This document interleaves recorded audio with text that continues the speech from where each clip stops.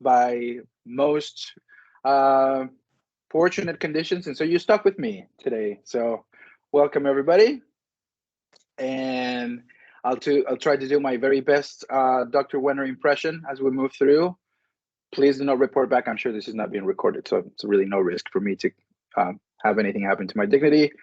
And so, how about we start just by sharing a little bit what has happened since our last get together? And I'm gonna go ahead and, if it's okay, put you on the spotlight, Mark Stern, since you were here first on the screen. What is happening with you? Yeah, hi everybody. Good to see everybody there. And Jenna, it's great to see you there for Parks. So it's really nice to have that position, that slot filled. We'll hear more about you, I'm sure, in a minute or two.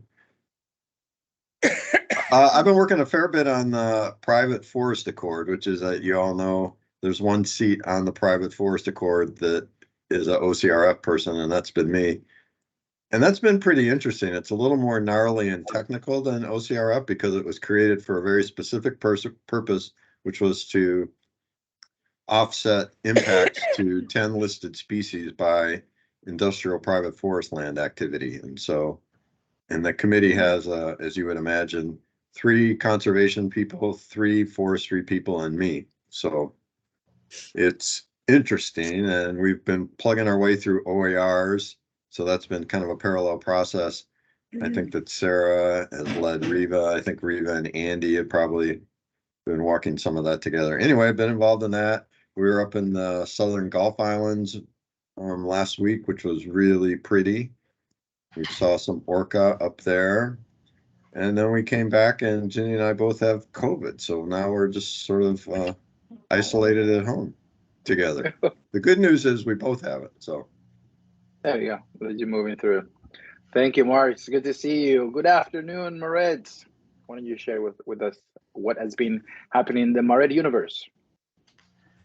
Well, I revisited some of my old work with a presentation to the Interagency Invasive Plant Council last week or week before, talking about ribbon grass in the Metolius River. And it was kind of interesting because ribbon grass is an invasive ornamental grass that got a hold there in the 50s and started taking over the river. And about 20 years ago, we started working on it. And in 20 short years, we've almost got most of the populations under control. So, 20 years seems like a long time, but in another way, it doesn't seem like that long to deal with a really wicked problem, which, involved putting herbicides in a wild and scenic river that had bull trout and salmon, all that stuff. So it was super complicated, and I was really happy to be able to work with the new botanist that took over my job and sort of report out that things are looking pretty good on the Metolius.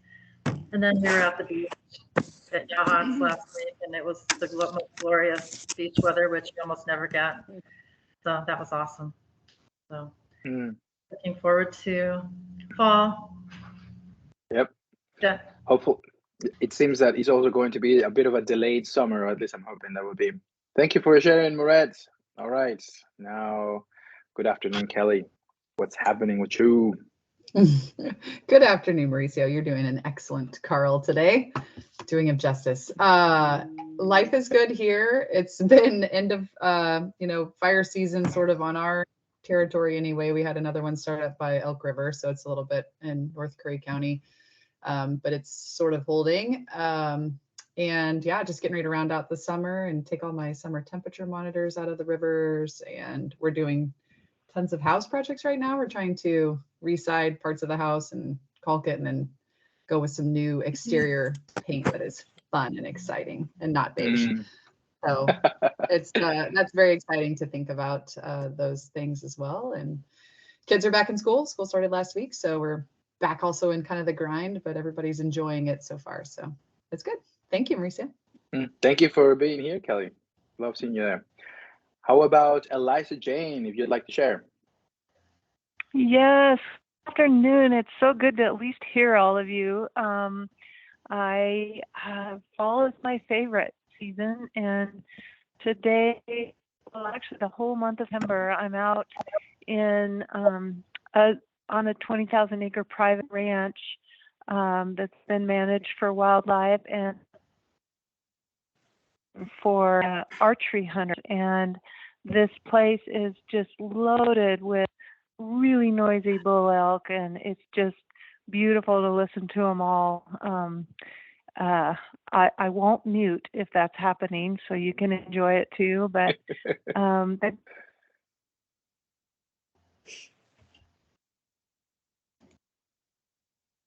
Oh, are you still there, Liza Jane?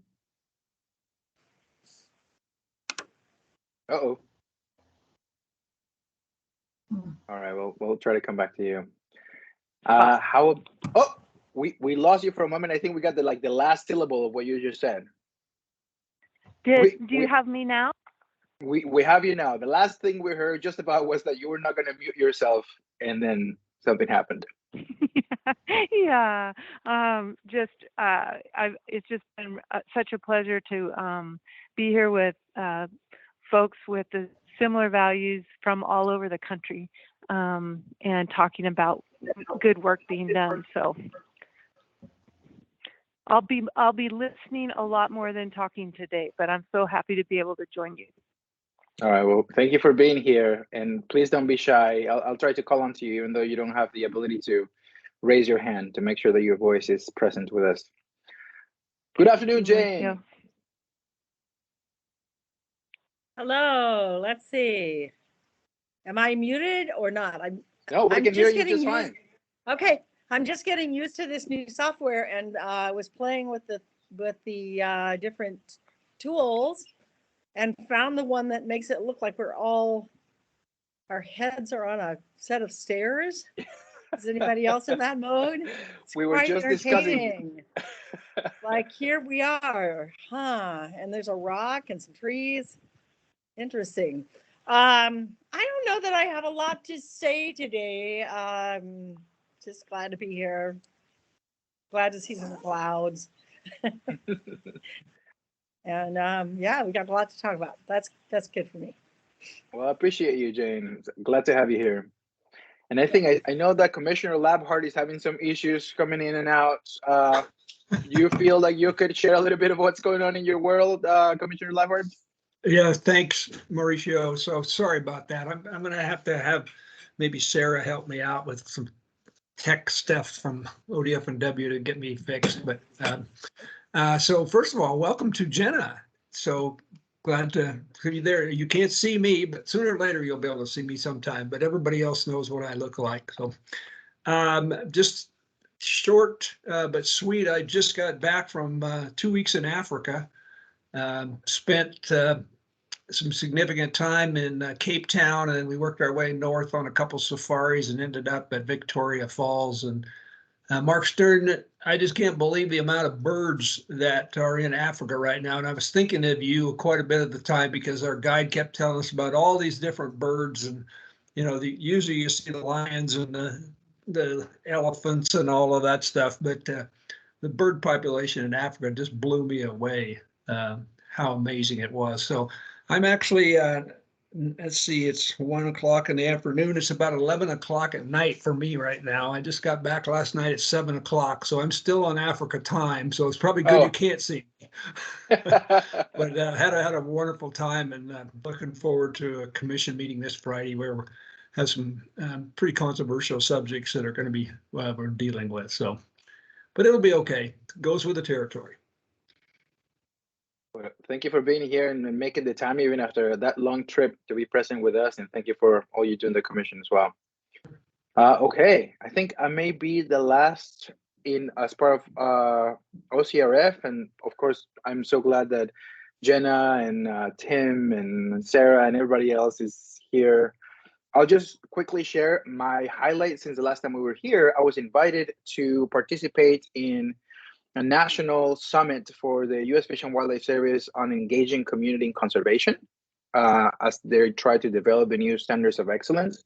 And I also had some really amazing conversations around how we, sort of very much in the spirit of OCRF, how do we find a way to get folks engaged and participating and actually care and find this work relevant in their daily lives, and just look outside of the very small sphere of folks who already work in conservation or come from a conservation background or are in science around conservation. So very illuminating, very invigorating conversations. Okay. So I'd love to, of course, invite Riva to share what's happening in your world, and then anybody else who'd like to, before we move into approving the minutes for our last meeting. Thanks, Mauricio. Yeah, so last month I went to northern Wisconsin and Chicago area where my grandma and some family is from. And I went to this this beautiful part of northern Wisconsin on a lake and just spent some nice time out there. I love the loons and the spring-fed lakes. That's like that's my happy spot. So try to go there about once a year. Lovely wildlife out there. The lake that we're at, some years it even has some freshwater jellyfish, which was very interesting to see. Yeah, and then other than that, I think I told you all that we bought a house recently. And so, Kelly, I'm with you on the painting. I have been doing so much painting, just nonstop, kind of exhausted from all the painting. But yeah, that's about it for me. Mark Stern, I see your hand up. Please come in. I was just going to ask you, maybe you wanted to touch base with Jenna and have her introduce herself. Of course, of course. So privileged to have you here, Jenna. Welcome, and please, if you don't mind sharing a little bit about your presence and how are you? Pleasure to meet you. Thank you, Mauricio. My gosh, I feel like the expectations are quite high. I hope I don't let you all down once I start speaking. My name is Jenna Marmon. I work for OPRD as the planning and design lead. So in that role, we have a little team of there's 4 of us right now, and soon to be 5. We're adding a limited duration trails planner. So I have a designer and then a long range planner and short range planner. And we mostly do master planning and trails planning. I've been working on the Oregon Coast Trail Plan, and the Smith Rock Master Plan, and then just OPRD went through quite the transition during COVID. So it's a bit of choose your own adventure and also define your own adventure at the moment. So trying to put some systems and frameworks in place for how we do master planning. So I live in Ashland in Southern Oregon, but my headquarters is Salem headquarters, and been with OPRD for about 18 months. I'm not sure if the intention is that I get to stay affiliated with you fine folks once there's an Office of Outdoor Recreation Director rehired in, my understanding is the early part of 2024. But my goodness, with all of your energy, I sure hope that I get to stay involved in some capacity. Yeah, so and this summer, as far as what I've been up to, unfortunately, my husband broke his leg on the Lower Rogue earlier in June, and so our summer's been a bit blah, but I have gotten a couple weekend backpacking trips in with other folks and enjoying the perfect September right now. Absolutely perfect. So nice to meet everyone. Thanks for having me and welcoming me so warmly. Of course, of course. So glad you're here, and very much looking forward to hearing you a little bit later in the project that we work together on. All right. So once again, embodying the spirit of CAR, let's try to get some stuff done today. And I think we can move on to doing some approval of minutes. So I don't know if it's you, Riva, who could put up a slide and see if we can have someone make a motion. Yeah, can you guys all see this? Yes, it is on desktop mode. I don't know if you're hoping. There we go. Now we go. Is that better? Okay. Much better. Yeah. All right. So we can move towards approving the minutes. You want to make a motion? Do we have someone who'd like to make a motion? I'll make a motion. They were very short and sweet this time around. So I will move to approve the August 7th, 2023 minutes with the continued authority to correct spelling, grammar, and punctuation. Do we have a second? I'll second it. Thank you, Mark. All in favor? Thumbs up. Beautiful. All right. Hey, we got some done. All right. I think now I believe we are passing it to Riva and Sarah, if I'm correct. And that puts you exactly on time. Look at us. Oh man, I'm Wow. gonna rub this. Yes, you know I'm going to. All right. Whenever you're ready. Amazing, Mauricio. Your timing is impeccable. Thank you. Thank you. Yeah, so as I was just going to continue our discussion from last month about the OCRF administrative rule revisions, and last time we talked about the highlighted some of the changes that were going to be happening, and then sent out the full document to you all. Hopefully you had a chance to see it, and really grateful to those who provided comments, really thoughtful comments that I got back. So we're going to be going over those today, everybody, and see what changes and what discussion comes up from those revisions that we have. So the highlighted changes in the document are: we added definitions at the beginning of the rules. We added administrative costs to expenditures, and we significantly expanded the expenditure section to reflect our expenditure framework. And that was to clarify the process for the applicants. Another change is under eligible entities. The federal agency was added that it may partner with an eligible entity. And so that's a big change there that I don't believe we discussed at last meeting. So if folks have, if the committee members have opinions about that, please don't hesitate to discuss. The other big changes were adding our regular RFP process to the expenditure framework, adding urgent grants, which aligns with the PFA. And so we added all that language in there, and that's a process for folks who are in a critical, time-sensitive need for a project in between our regular RFP. And then at the end of the document, there is an agreement section that was added. All right, so if there aren't any questions about that, I can move on to some of the more specific edits that I received from the group. If everyone's okay moving forward. Yep, okay.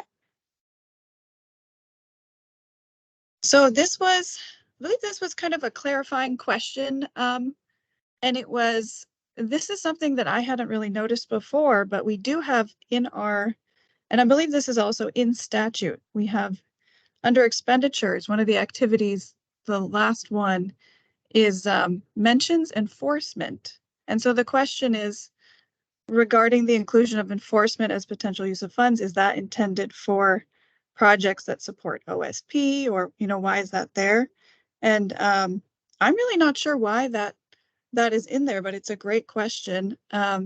Something that we could discuss, but yeah, it's a good question, and I'm not sure if anybody knows why that word was included there. Riva, is that in stature? It is, yeah, it is in statute. Mm-hmm. Yeah, is that related to OSP or? I don't know when. I seem to recall an instance, and we're talking about what sort of like collateral activities would be in support of conservation. And so I think maybe is the contextualizing the word enforcement. I mean, I don't know exactly how it came to be there, but I'm wondering if that was one of the reasons. Like in some of perhaps some of the projects in our initial batch, there were some thing around what it would mean to do some sort of like what kind of activities would be considered enforcement of conservation. That's what I mean, I guess. Not enough coffee. Yeah, this is an interesting point, and something that I wasn't aware of until this was brought up. So, are we concerned about the potential ambiguation of the term for applicants? I'm not sure. This was just a question to bring to the group to see what folks thought as a point of discussion, but it is in statute, so I'm not sure how what we wanted to add if we wanted to clarify that, but that's something we can consider. All Seems right. like if it's in statute, we just are sort of by default saying enforcement consistent with all the other principles of OCRF. Mhm. Right. Yeah. Are you saying that it got grandfathered from like the Oregon Conservation Strategy, and that's how it was included? Is it there as well? I'm not sure about that. It's in the original statute for the OCRF when that was created. So that it's from that language. That's where it comes from. But I could look into that if it comes from Oregon Conservation Strategy. That's a good point. Well, but if we're here, I mean, I guess my question is, do we feel that this could be misinterpreted, and then a project may come in under that enforcement umbrella that we would need to then reconsider? Is that sort of, so if it's just because of the language and the potential for it bringing projects that we feel may not fit what we're hoping to achieve with the fund, I imagine that through the assessment process, some of it can be addressed. If it's a pain to change it, or if we just need to eliminate it, I also don't see why we wouldn't do that and eliminate the risk. Any thoughts? So I'll just give my 2 cents, and then I just had a question for the group.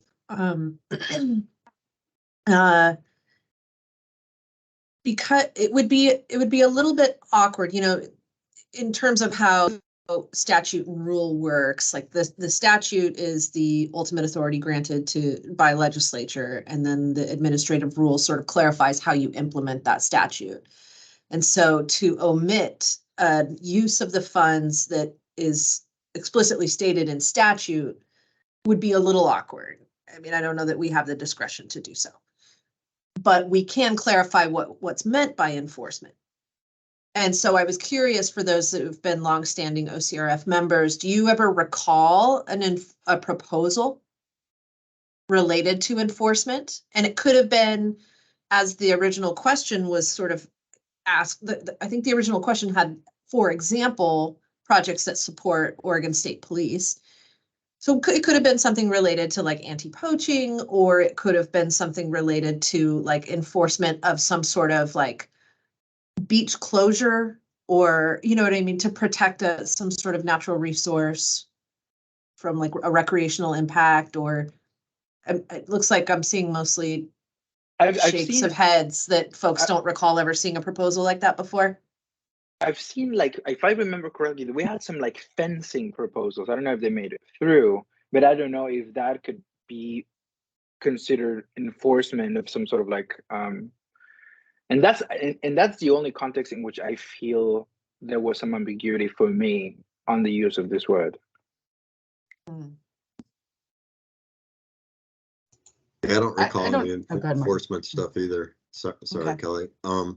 You know, I could see how it might tie into a recreation project somewhere, sometime, somehow. Maybe if it was trail, you know, monitoring the number of people on a trail or some vein like that. But I don't think we've really had it come up before. The Snowy Plover projects on the coast, you know, have people working in areas that are closed, but it's not really oriented around enforcement particularly. Yeah, I was just going to say, I don't have a comment on the origin of where it came from, but it does seem to be a picture of, you know, a collective part of this work with conservation and restoration. It is just a piece of it. And anytime with marine mammal stuff, you know, nearshore work, the plover work, poaching, you know, all these kind of things are still management actions that ODFW in concert with OSP seem like they can work on together. So I don't yeah, I don't see any reason in like pursuing to have it taken out. Maybe if we started just getting only enforcement applications, but I just don't really see that happening either. Do you have a suggestion, Sarah? I'm not familiar with, is it better to have an expanded definition, or just to be prepared should a proposal come through to understand where what would be a reasonable internal limitation as to what can come in and whether or not it could be approved? What do you have a suggestion? I do, I think. It was helpful for me to know, like, has this come up for you all before? Because I think Riva and I are still so new to the work here. But I think my suggestion is that it doesn't really need expansion in the OARs, and more of the latter of what you were saying, that just sort of a preparation for the potential. It's just a good thing to be thinking about in what ways might OCRF support an enforcement project. And I think to the extent that, like Kelly said, if it were a proposal designed to further advance the goals of the conservation strategy, which in some cases does require some amount of enforcement of law, in order to protect this or that nesting area, or to address a strategy species in some way, then I think it would be reasonable for OCRF to contemplate funding an enforcement project. But I don't think it needs any expansion in the OARs. Much like we don't think we need to expand any of these other categories that are listed in number 5. Right. But that's just my suggestion, certainly up for committee discussion. My gut feeling is about the same.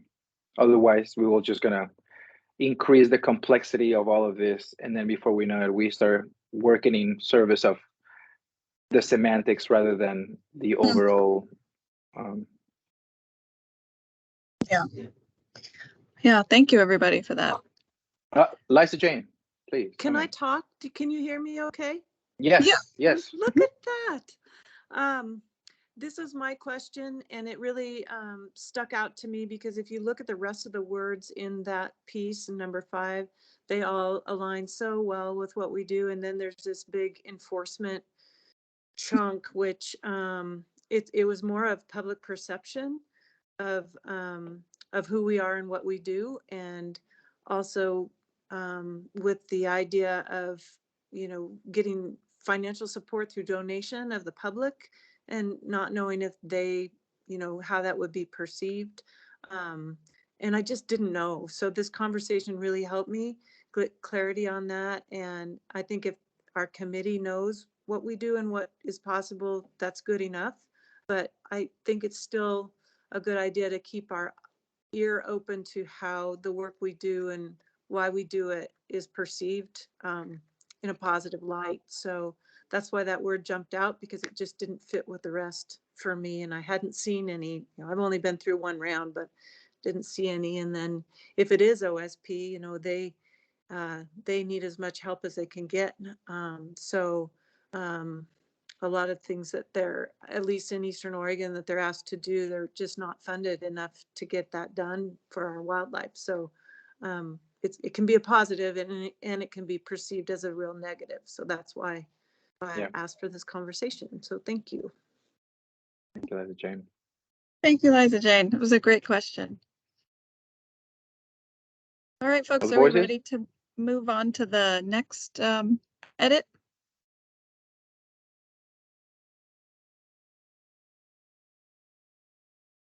So the next one I have here is, it's under the duties of the advisory committee section. And this is a really nice edit to add enhance native fish and wildlife resources and their habitats in Oregon to the wording of that part of section 1. And then there was a clarifying question. Does this also include the flora of Oregon? And potentially the word resources is included in that. So then by adding habitats to emphasize the land component. So habitat matches the Oregon language for restoration. Yeah, what do folks think about adding and their habitats to section 1 of the duties of the OCRF AC? See a thumbs up. This is mine. Feel free to pick it apart. When you said semantics, I thought, well, but then the habitat part, I thought, I just want to, there's a lot of people that do landscape restoration, wildlife habitat restoration. So it seemed good to include that piece. Yeah, this is great. Okay, I'm seeing just thumbs up and I think we can move on. Since we'll just, Yeah, I would just just add one clarification there Oh, that, yeah. Mhm. in the question says, does this also include the flora of Oregon? If we're thinking about vegetation in the concept of habitat for fish and wildlife, yes, but just so that everybody understands that ODFW doesn't have jurisdiction over plants. So we're, Great point. and I don't think that was what was meant by the word No. flora, but just in case there was that interpretation, we're really just talking about plants as they serve as habitat. Yeah, absolutely. That's what was my intention with the question, because it sounded like it was more like just focused on the animal, which I can see where we came from ODFW with that, but I was thinking about just the habitat. So that's great. Yeah, great. If you took the word resources out of that, it's to What, and protect just say fish and wildlife and habitats? maintain fish and wildlife. No, fish and wildlife and their habitats, as opposed to fish and wildlife resources. The word resources makes it sound very human-centric. Like the fish and wildlife are there to serve humanity rather than being important on their own. I really don't like that. Well, that was But- that was actually that was a similar conversation I was just having with someone else, Jane. Like, isn't Yeah. fish also part of wildlife? I think this comes sort of like a old fisheries and biological survey, sort of like things that went together at some point and were separate. But they need to stay separate. Like, offers some distinguishing at first, but then the resources make it look like they're utilitarian for humans. But then that is a lot of the funding comes from hunting and fishing. So I don't know if there is some sort of like interrelationship type thing that goes into that language that needs to be there, or if for the purposes of us needs to be different. Mark Stern, please come in.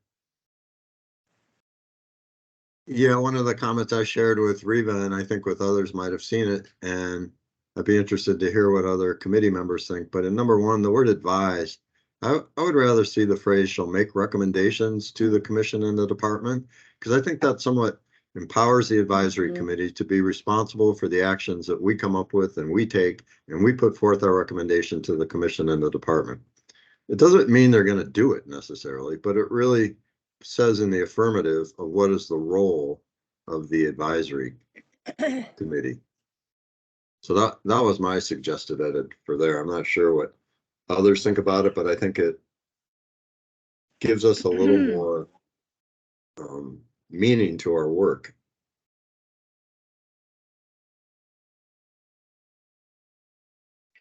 Just so that I understand you, Mark, you think that the word advise is more passive than recommend, that feels more active? Is that right?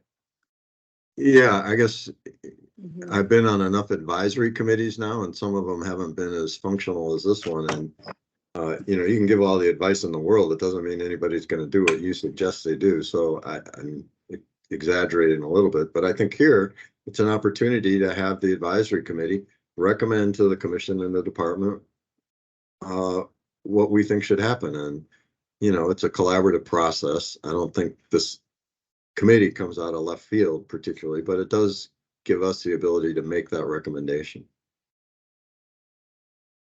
Thank you, Mark. Liza Jane, you have your hand up. Yes, thank you.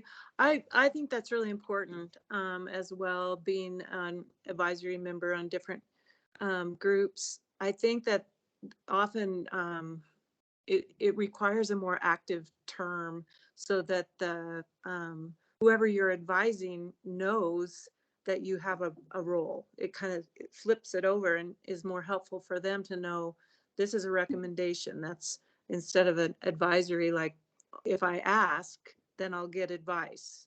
And that's how it feels on some advisory boards. So I support those changes in this as well, going both directions. I like that. That's great. I think that in our original OARs, we have the word shall make recommendations to the commission does come up. And I believe this was a section that was getting reworked a little bit, and for some reason the word advise was used here instead, but yeah, that shall make recommendations could be a consistent term instead of the advise. Leslie Jane, All did you mean to keep your hand up? Do you have other words, or is it just okay? And also, I don't know if you meant, Jane, I think you went mute and unmute. Did you mean to come in?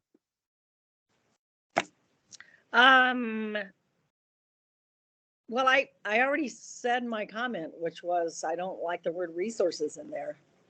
And I was also looking at, I don't think we need to say activities that serve to. I think we could just say activities that protect and mean that, how about, and that protect and enhance habitats for native fish and wildlife. Get the word resources out of there. Okay, Mark's turn. Yeah, I'm comfortable with Jane's edits there. I was also just going to share further in the document somewhere, there is a statement that says the advisory committee shall make recommendations for projects not to fund. And so to me, this one that we're looking at right now is sort of the flip side of that we can also make recommendations on what projects to fund.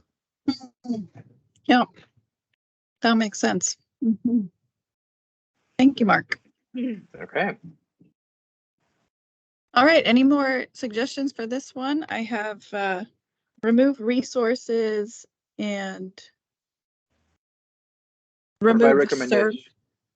Yeah, and provide recommendations, and also remove the phrase serve too. Was that what you said, Jane?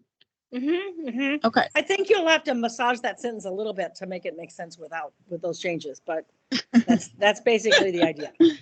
Alrighty, sounds good. And I'll be sending these out after I make these changes for everyone to see. All right, the next one is under, so now we're jumping to the regular grants section of it's kind of embedded in the expenditure section. And so the change would be to add what's in red, if budget allows, to our regular grant funding proposals shall be solicited no less than once per year through a request for proposals if budget allows. And that's just in case we don't have enough, for leaving it open-ended for that.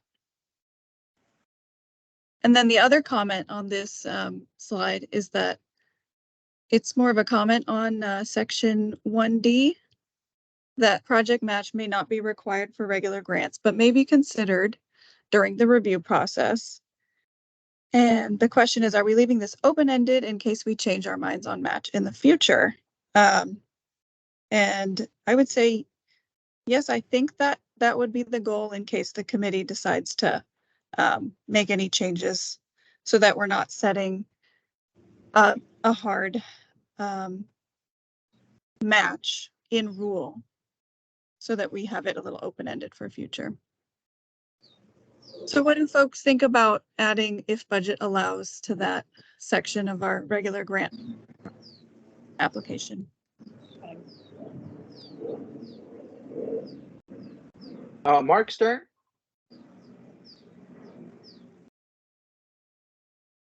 You're muted, Mark.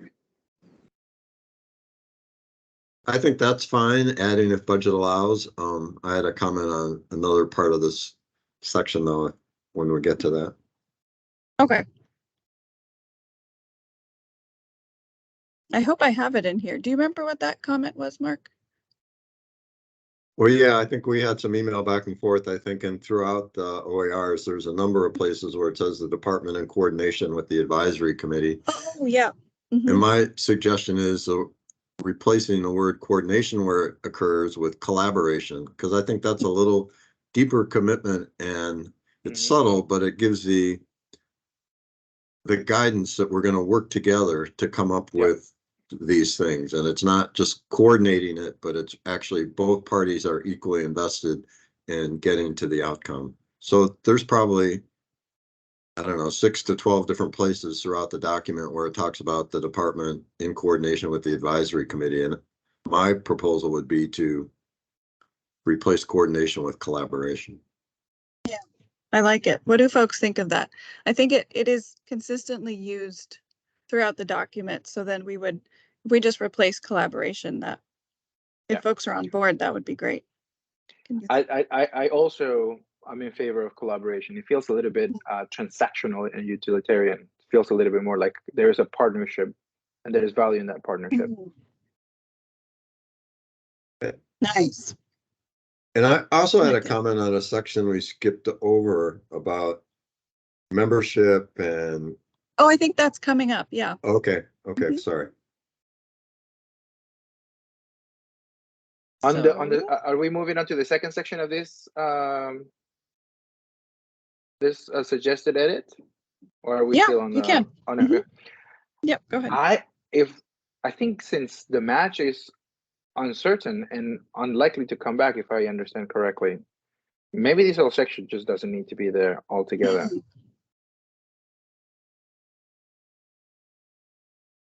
That was my question. I feel like unless it's going to be required, like I feel like this is a very unique thing amongst this group to not require a match. It's super helpful for moving projects forward.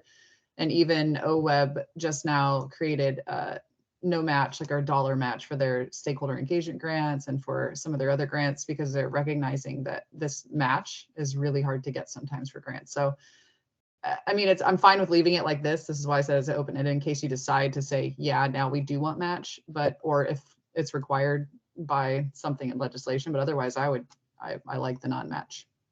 And maybe here's maybe it's a little bit nebulous for me. This project match, are we talking about the match that we are asking the folks that are making applications to see what money they're bringing in as part of the consideration for us, but not our previous? So okay, maybe that is worthy disambiguation for this section, at least for me. And again, I'm just seeing it isolated here from the rest of the text, and maybe there's context that I'm missing just because of it. But if that's the case, I don't have as much heartburn with this language, because there may be some brand new projects that are having a really hard time trying to imagine dollars that would add weight to their proposal that still will be very much in alignment with our mandates, and it would be a shame for us to try to disqualify it just because of that one particular criteria. Sarah, please come in. Thank you. I think that's a very good question about which match are we talking about, because we used to provide state match to some projects back when we were under that legislative mandate to raise $1 million. But in this case, we were definitely talking about applicant match. And so maybe this does need a little bit of clarification there. But I'm an advocate for keeping this in here because it gives you the authority to require it when you need to. You know, let's say we're given a certain type of funds in the future from legislature where there is a desire to leverage match, and that way you can continue to not require it as you've been doing, or but you retain that flexibility to require it when you need to.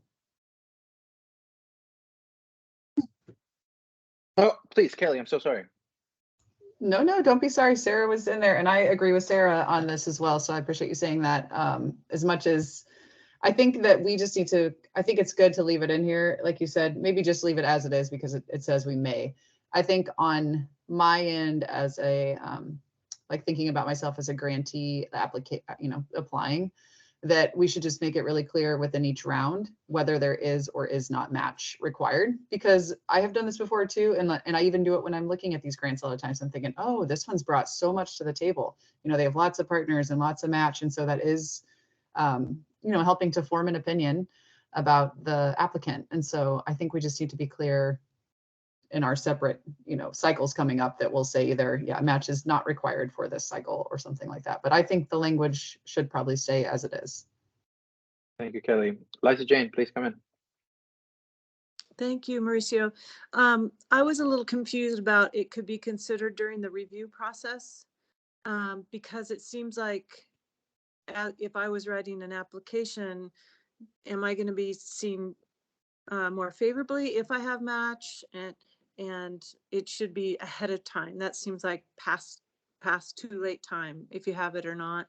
And one reason that it's great having match and not having match, it's a equalizer when you don't require it, because a lot of rural smaller communities don't have the same ability to compete with areas that have access to more positive places to get match, to bring it in. So I love it there, but it's confusing when it says it'll be considered later than ahead of time. So it's kind of supporting what you're saying, Kelly. We need to be clear, but I support having the option of when we can use it when we feel it's the right thing for our funding source. So if I'm hearing you, Liza Jane, that it may feel arbitrary which ones would be the ones that could be considered during the review process and which ones would not. And I'm wondering, and this may be a question for you, Sarah, would it be useful to specify a category in which that match may be more relevant? Maybe there is a field of, there's a category of grants which would prefer if there's a history of partner engagement or other funds that may for us take a little away from that, like, well, if they just get to choose which ones it would be relevant or not, then I think it could be perceived as being unfair or lopsided. Any thoughts? Well, I'll answer that with a question first. Do you all in your current process provide score higher or rank higher if a project is bringing a bunch of match? Or is it not considered at all explicitly? Not explicitly, I don't think. Okay. It's considered as part of partnership. I think we're still reading on. Yeah. Is it in the scoring criteria? I don't think so, is it? Not I thought we just specifically, but How many partners are at the table? Not funds necessarily, but the kind of partnership. And that, so to me in the past, it's been mostly like, oh yeah, the folks that are working with them are invested, have been invested. There's a lot of money behind it. This is where they are with it. That is sort of like what adds more weight in my mind as to whether or not a project could score higher. Mark Stern, please come in. yeah, I think the other place where it comes in, I think there's one criteria about, is it sort of cost effective and budget efficient? And so it's not a direct hit on if you're bringing in match money, but it could influence your thinking about it, I think. Well, to me, these sound like the way I think about these OARs is you want to give yourself permission and flexibility to do things. And knowing that you can't necessarily anticipate all the future scenarios, but you're trying to maximize your flexibility and your authority. And whether or not this feels like an important thing for us to have a future conversation about, maybe before we launch a solicitation. Are we scoring projects higher if they bring match, or are we blind to that so that we are maybe creating an equalizer? That feels like something that should be probably clarified in the solicitation and potentially the expenditure framework. And it may depend on the fund, or the color of the money or the purpose of the money in which we were given, which comes back to your original question, Mauricio. I don't know that I could name a particular type of project or grant right now where we're certain we would require match. And definitely not to where I'd want to get that into that level of detail in the OARs. But I could see a scenario where we are given a fund where we do want to score, rank projects that are leveraging other funds or partnerships. And I can also see, if it's like maybe we do like a DEI specific solicitation in the future where we wouldn't want to do that. So I think you just want to maximize your options here. What I don't know then, which may just be a little quick DOJ consultation, is what's the best way to word this? Project match may be required. Project match may not be required. I don't know, like in terms of OAR parlance, what the best way to phrase that is, but we can follow up on that for sure. I don't know if that answered your question. It does, and I appreciate you. Liza Jane, I see you. Please come in. Thank you. That's, Sarah, exactly what I was thinking. Can we say project match may or may not be required, period? Because there's in-kind match, which is awesome. And it doesn't always have to be cash, and we can move forward with that flexibility. Sounds like we need to check it out, see if that's. Yeah, I think that may be the way forward, Liza Jane, and Riva, you and I can follow up with DOJ on the best way to word that, but I think we're just granting ourselves permission to make that determination at the time of solicitations. Okay, I see. Just having that in our back pocket. I like that. So we reached the conclusion that we're just gonna try to get some consultation on what the better language for this is, and then come back with a new proposal. Is that correct? Yeah. Okay. Yeah, well, we can try to figure out what the best way to word that would be. All right, are we ready to move on to the next edit? Yep. So this one is under the urgent grants section, be ready to implement upon award. And then the addition would be to add complete within 2 years. Do we want to place a deadline on the award for urgent grants? And do we want to have that in rule, or do we want to leave that more open-ended? Do we have a deadline on regular grants? We don't, not in rule. We don't have, we do typically have a grant period of about 2 years, but in the rules at the moment, there is no actual, it's not saying 2 years. It just says that all grants will have an agreement, and they will also have an expiration date. And this will be the ones that go through screening with the special projects subcommittee and then brought back extemporaneously into the outside of the regular. Right. Mm-hmm. I feel like if there is not a direct timeline, then this no longer serves as under urgent. Right. So. Yeah, that's true too.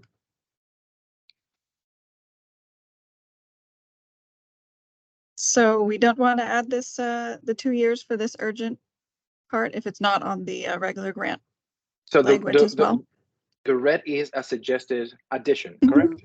Yes, correct. I'm in favor of it.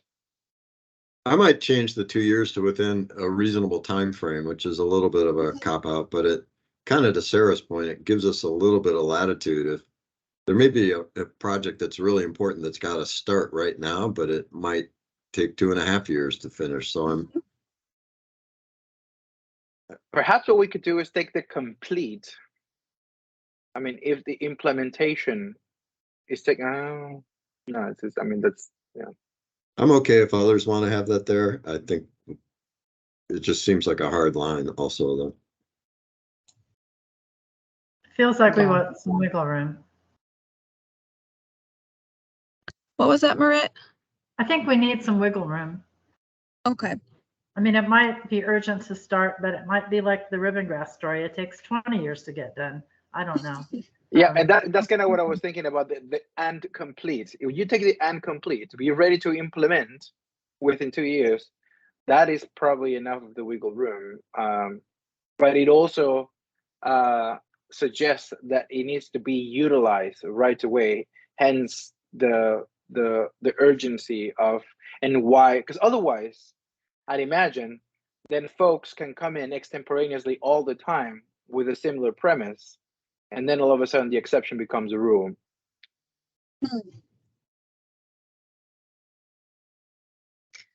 So would we want to say complete within a reasonable time frame, or leave it with the 2 years? I can say again, this was mine. I'm sorry. It was just thinking about, I feel like with all our other grants, regular grants, what I have heard, and again, maybe we don't need to have it in rule, but it seems like under our local rules or local understanding that these are generally 2-year grants, but can be up to 3. That's kind of what I've been hearing. So most people's timelines are 3 years or less. So again, I was sort of thinking it as the way that Mauricio is interpreting it, where it's like, if this is an urgent grant, it's like, we need the money now, we have to get this on the ground. It doesn't seem to me like it would take 3 years to implement an urgent grant. But I'm also seeing where Marette's coming from, and sometimes permitting or cultural or, things get tied up. Yeah, that makes sense. I'm fine with leaving it out though. I mean, it doesn't have to be in there. I mean, is that something we can also include in a contract? Like, is that just language we can use on a contract level? Yeah, that'll definitely. Mm-hmm. We get Maybe a lot more perhaps specific there. Maybe perhaps this is not on the implementation and completion, but on the definition of the urgency of the program, of the application. What is it that makes this an exception versus going through the regular pipeline? I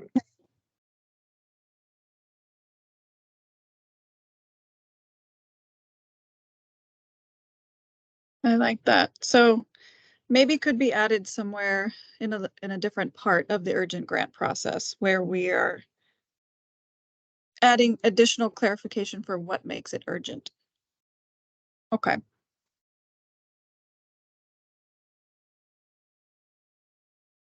You could add the phrase with the expectation the project would be complete within 2 years if you wanted. It's a little bit of a soft. May be expected to complete within 2 years. Yeah. I like that. I might lean more heavily on the contract.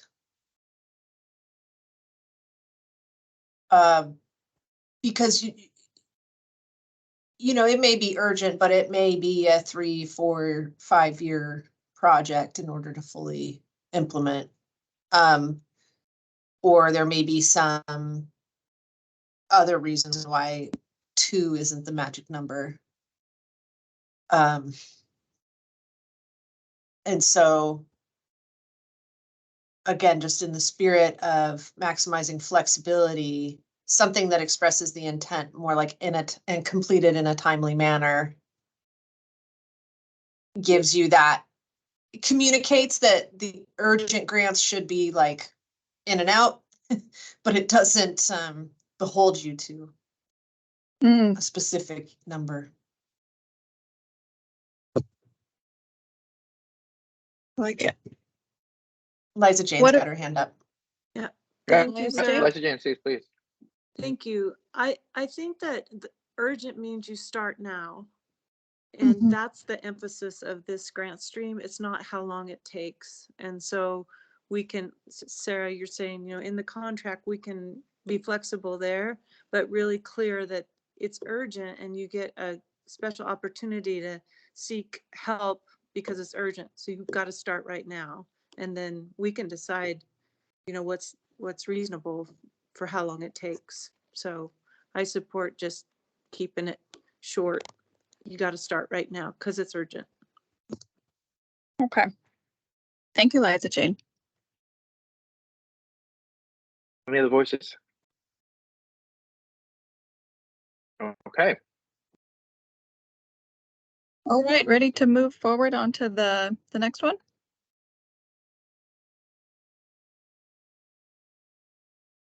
So this one is, this would be adding to the applications section, adding some language about falling below the funding line. And what the wording currently says is, and this is from our original rules, is that it says something about project for which recommendation for funding is not supported may be reconsidered by the committee. And instead of that, we could say applicants who fall below the funding line may resubmit applications in a subsequent grant solicitation, regular grant solicitation, if the proposant has resolved any objections or deficiencies with the revised proposal. So any thoughts about this, adding some language about falling below the funding line to that application process? Is funding line easily understood as that? I think, okay. Yes, Kelly, please come in. This is mine again. I'm so sorry, you guys. No, it was what I was trying to get at was basically the language without that just says you can reapply if you've resolved any objections or deficiencies. But I feel like there are a lot of really great grants that do not have objections or deficiencies. They've just fallen below a line that we have of the amount of money that we have. So it doesn't feel to me like an if question. It's not like you can reapply if you fixed it. Because some of them you don't need to fix. That's all I was trying to get at. And again, maybe it doesn't need to live here, but I was just trying to distinguish between the like anyone can reapply, but it doesn't necessarily mean you're in the wrong or you need to fix something in order to reapply. Yeah, I feel like the original wording of this was, it was twofold, like you said. So there was one part of it that's saying, if there's something wrong with it, if it has deficiency, then you can reapply in a subsequent funding round. But then this is different. This is just, there were a lot of great applications and fell below the funding line. We couldn't fund them all. So maybe we could have a separate section where we clarify those 2 points separately instead of trying to mush them together in here. Jen, I see your hand up. I'm curious if this needs to be said at all. I mean, is there something in the grant program that precludes people from applying again and again and again? Not that So I'm maybe, aware of, no. I guess just thinking about other grant programs that I've been involved in, I don't know, it kind of goes unwritten that if at first you do not succeed, try again. So maybe it can just be omitted entirely. Just a thought. Thank you, Jenna. So that both what you just said and what Kelly mentioned sparked a curiosity for me. So do we have a history of folks whose application didn't make it, reached out to see whether or not there were objections or deficiencies, and send a revised proposal? Do we know, Reva? I know that folks who were not successful with the recent round reach out for feedback, and I provide feedback to them and to help them with their future applications. And when I have emailed out to the successful applicants and to those not successful, I've urged them to reapply. And that's what I've heard from the committee is you all are very supportive of that. Please reapply, future rounds. So I think that that's something that OCRF is doing in practice. And I guess we're trying to figure out how to put it in rule here. But as Jenna brought up, do we need to put it in rule? I don't know. I think one project was Portland Audubon had one for monitoring snowy plovers on the North Coast, and it was not funded in one cycle. And then in a subsequent cycle, it came out as one of the highest ranked proposals. Wow. Wow. There we go.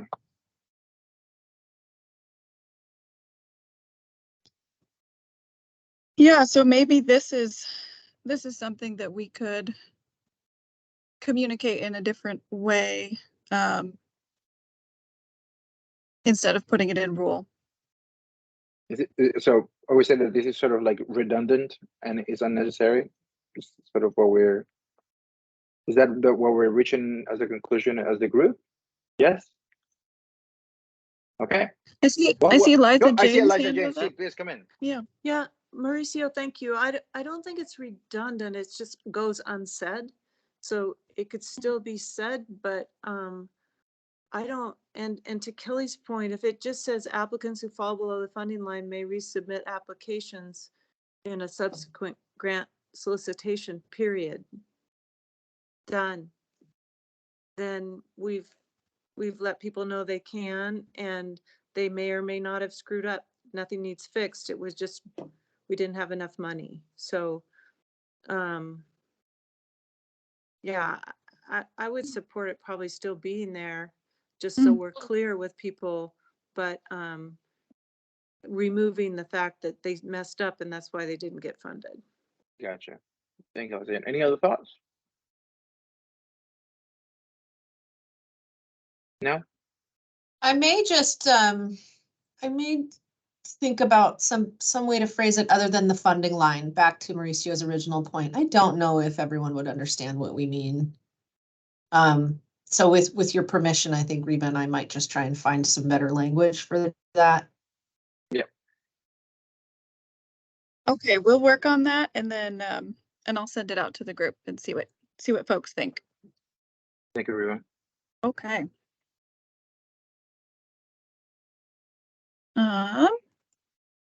Okay, and then so I think this might be the last section. Yeah, it is. So for this section we have, oh, Carl's here. This is for the membership section of the Conservation Recreation Fund Advisory Committee.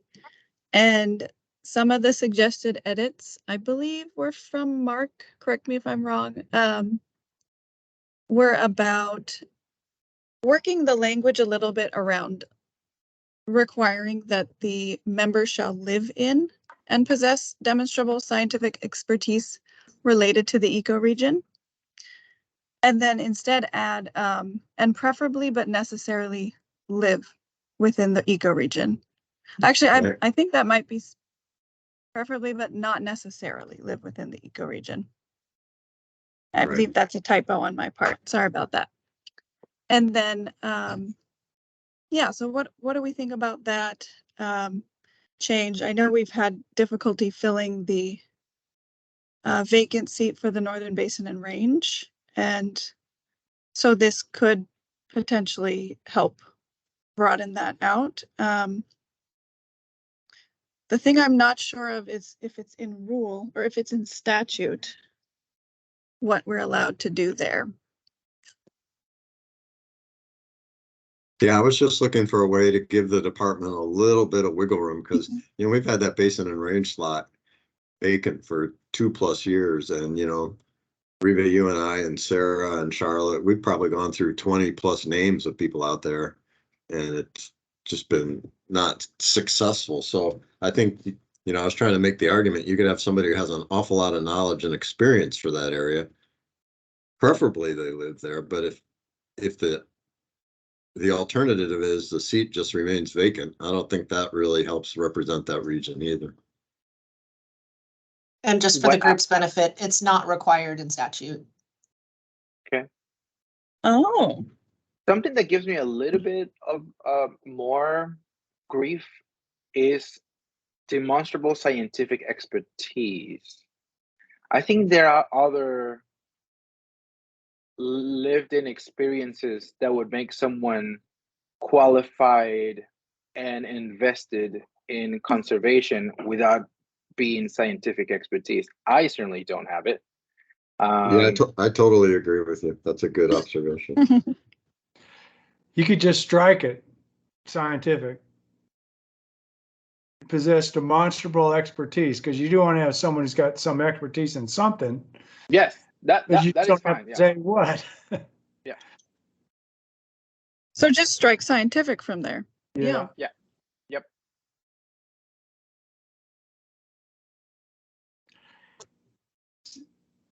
Sarah, do you know if that is in the statute about living in the ecoregions? It is not. I'm looking at the statute here and it says,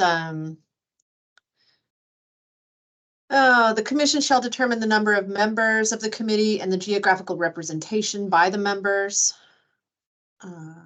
And then the governor shall appoint the members. But no, all of that additional language regarding, oh, Reba, your Word document is covering up the slide.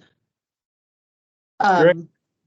Because if I really like that idea of having it, it's with our experience with that basin range, I think it would be really great. Because Mark, you know some folks, I think, that have expressed an interest in actually do know a lot about that region and have worked there, but we weren't able to go for them because they didn't live there. Yeah, again, I think it's preferable they come from that region, but just again, if the alternative is nobody, maybe it's worth having some other people who work out there, have relationships in the community, and are connected in a way that feels authentic to all of us, or to the department as well. There were quite a few folks that I reached out to that either had just moved from the region, but they had a lot of knowledge of working in the area. And so then they didn't qualify because they no longer resided there. So this change would make them qualified. Liza Jane has her hand up. Thank you. It can be a slippery slope, this one. Is there any way we could say, if unable to fill for a certain amount of time, a couple years, then we can consider, so that we don't get too lopsided, or, there's just potential. We got to be making rules for when we're not here. So it concerns me a little bit, but not a lot. Just a suggestion. I'm okay with some clause that says if a seat's been vacant for whatever it is, 12 months or 2 years, and 2 years feels a little long, but whatever the right period of time is, 18 months, and has not been filled, then we might consider people with this expertise that don't live within the area, but are strongly connected to the area, I think. Yeah, if you haven't found somebody in the first 6 months to a year, that's telling you something. I think I wouldn't put it out very long, but I don't disagree with that idea. I would be a lot more comfortable with a year than I would be 18 months or 2 years.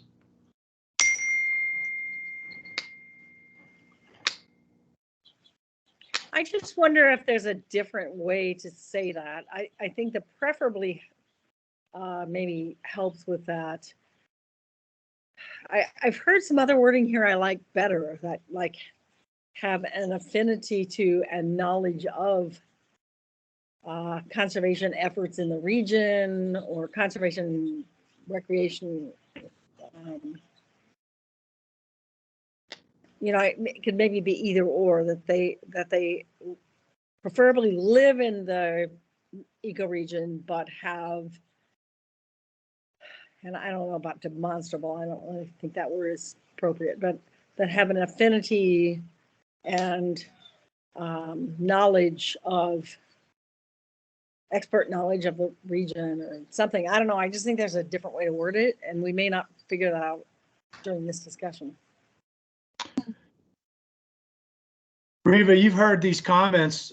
Are we going to, is this going to be a final thing today on this, or are you going to come back with it? I'm going to work some of these edits in and then send it out to the group again. And then you can give me some more feedback through via email. Just make sure you blind copy everybody. Yeah, why don't we do that with this? You've heard enough input. I think you know what we're looking for. And maybe you can wordsmith that a little bit and send it out. Yep. Yeah. And then the last part of this section would be reworking this part about may not receive compensation for service as members. So if we added some clause that that OCRF could provide some compensation to advisory committee members if there was a hardship need based on the circumstances of an individual member. So thoughts on this edit to this compensation section? Well, just to say, I put that in there, and I think it was because some of the conversations we had with folks in Lake County, you definitely got the idea they're like, well, I'm kind of booked to the gills, and I don't have a lot of resources at my disposal.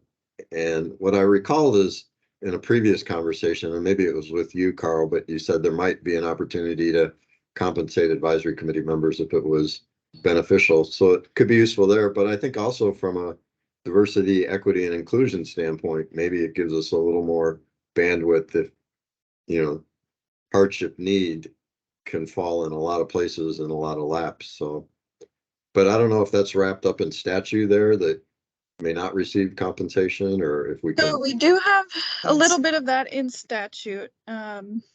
Members, it does say members of the committee may not receive compensation for service as members. So that first sentence is straight from statute. And then it says that for travel you can be reimbursed. So Sarah, we could Sarah, add to that, but Yeah, I don't think we can remove it. I think Sarah came to us saying that there was an opportunity. Someone came to us and said there was an opportunity to pay people. I don't remember if that's Sarah or what. Sarah, do you recall that? I don't think it was me, but I'm like searching while you all are talking about what is actually like legally allowed in terms of compensation, and I think we'll just have to follow up on that.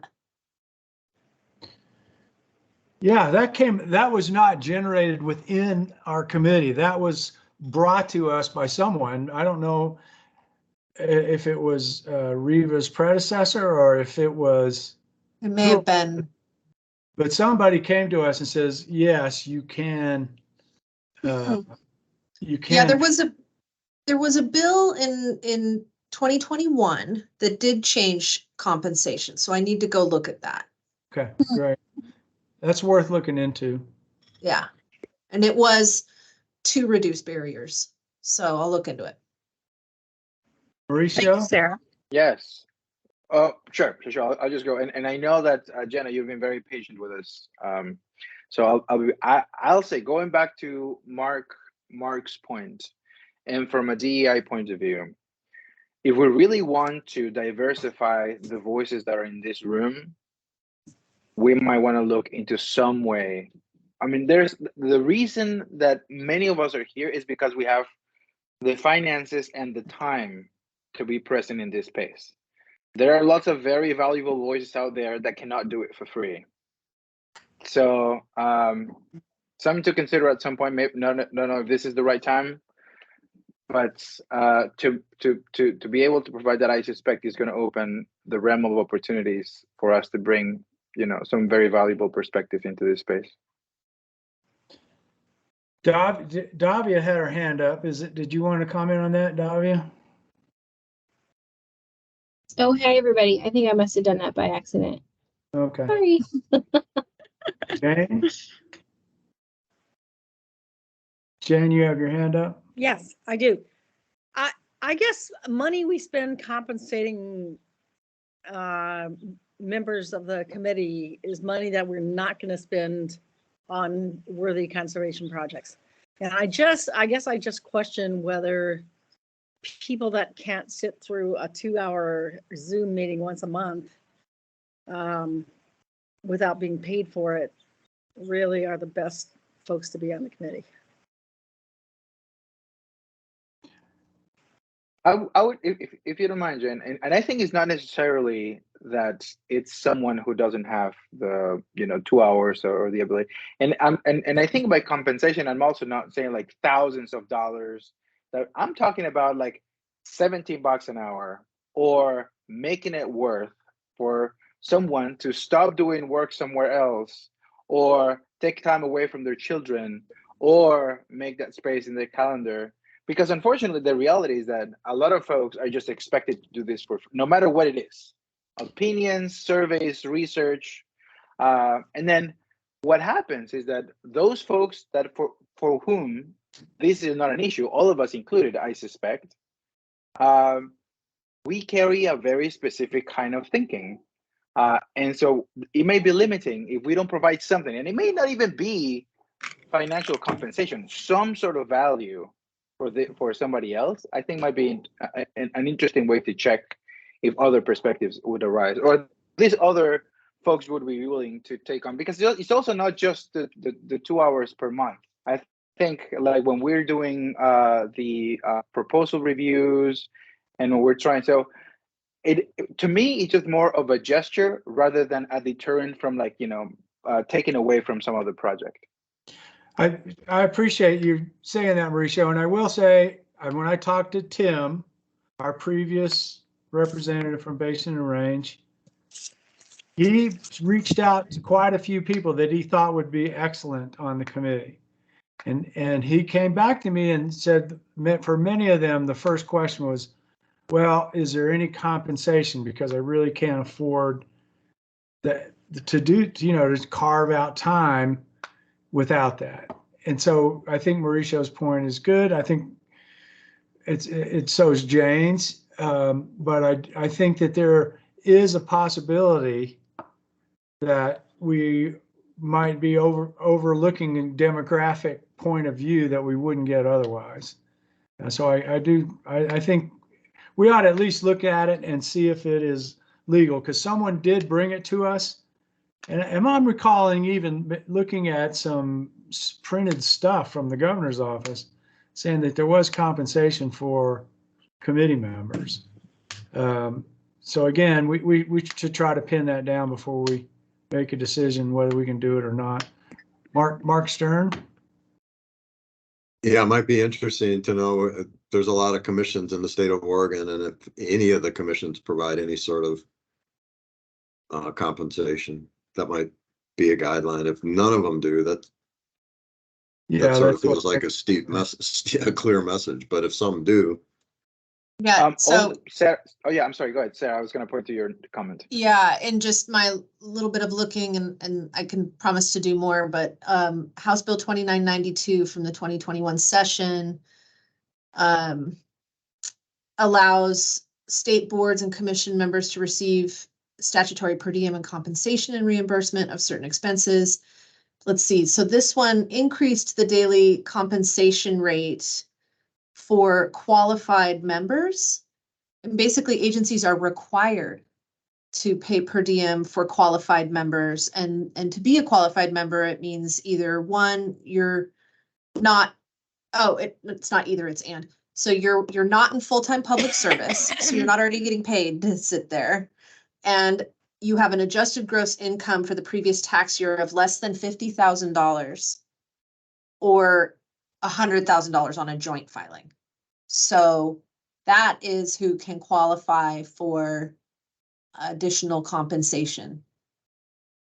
I do think Charlotte brought that to us. I think that bill passed, and she said one of our ways out of our problem in the Basin and Range is potentially let them know we can pay it. So I think that's where that came from.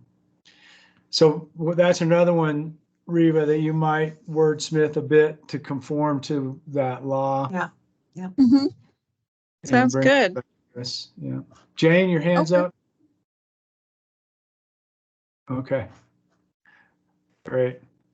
All right. Hey, well, first of all, I apologize for being late. It was unavoidable. I was at the coast, and yesterday evening we caught a 70-pound halibut and an 80-pound halibut, and it was like, okay, this is going to take a while to process these fish, and it did. But we wanted to do what was right, so I'm a little bit late, but for a very good reason. So I saw you fist bumping there. You know what that was all about. We were only 2 miles off the coast too when we banged into them in 90 feet of water. It was Easy halibut. Big, Yeah. heavy halibut though coming out of that.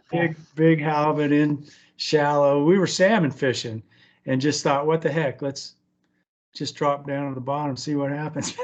And that's what happened. So anyway, all right, sorry, good to be here. We're glad you're here, Carl.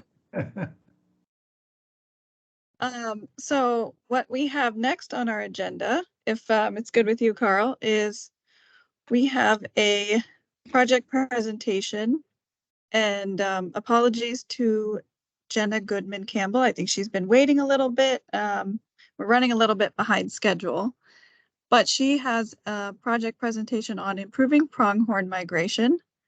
And I saw a hand from Jane. Did you have your hand up?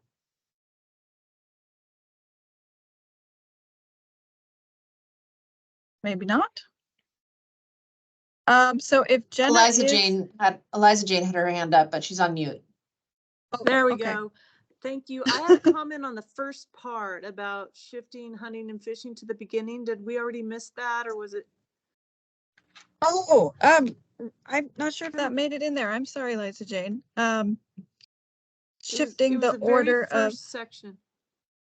Okay. Was it changing the order of hunting and fishing in the? It was. Okay.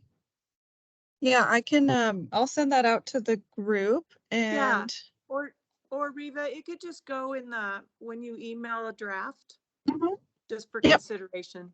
Okay. Okay. Thank you. Thank you. Thank you, Liza Jane. Sorry about that. All right, so if Jenna Goodman Campbell is online, if she would like to share her screen and introduce herself, you can take it away.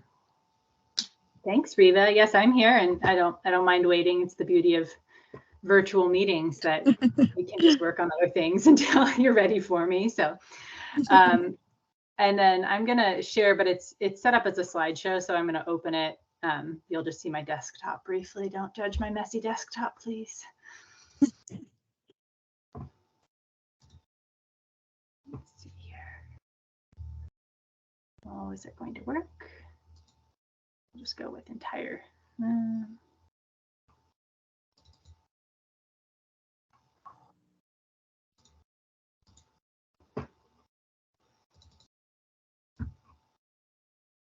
All right. Can you see it?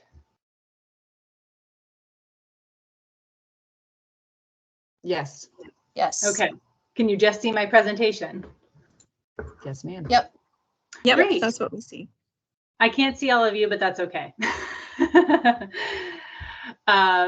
So again, thank you so much for having me. My name is Jenna Goodman Campbell. I'm the Stewardship Director at ONDA, or the Oregon Natural Desert Association.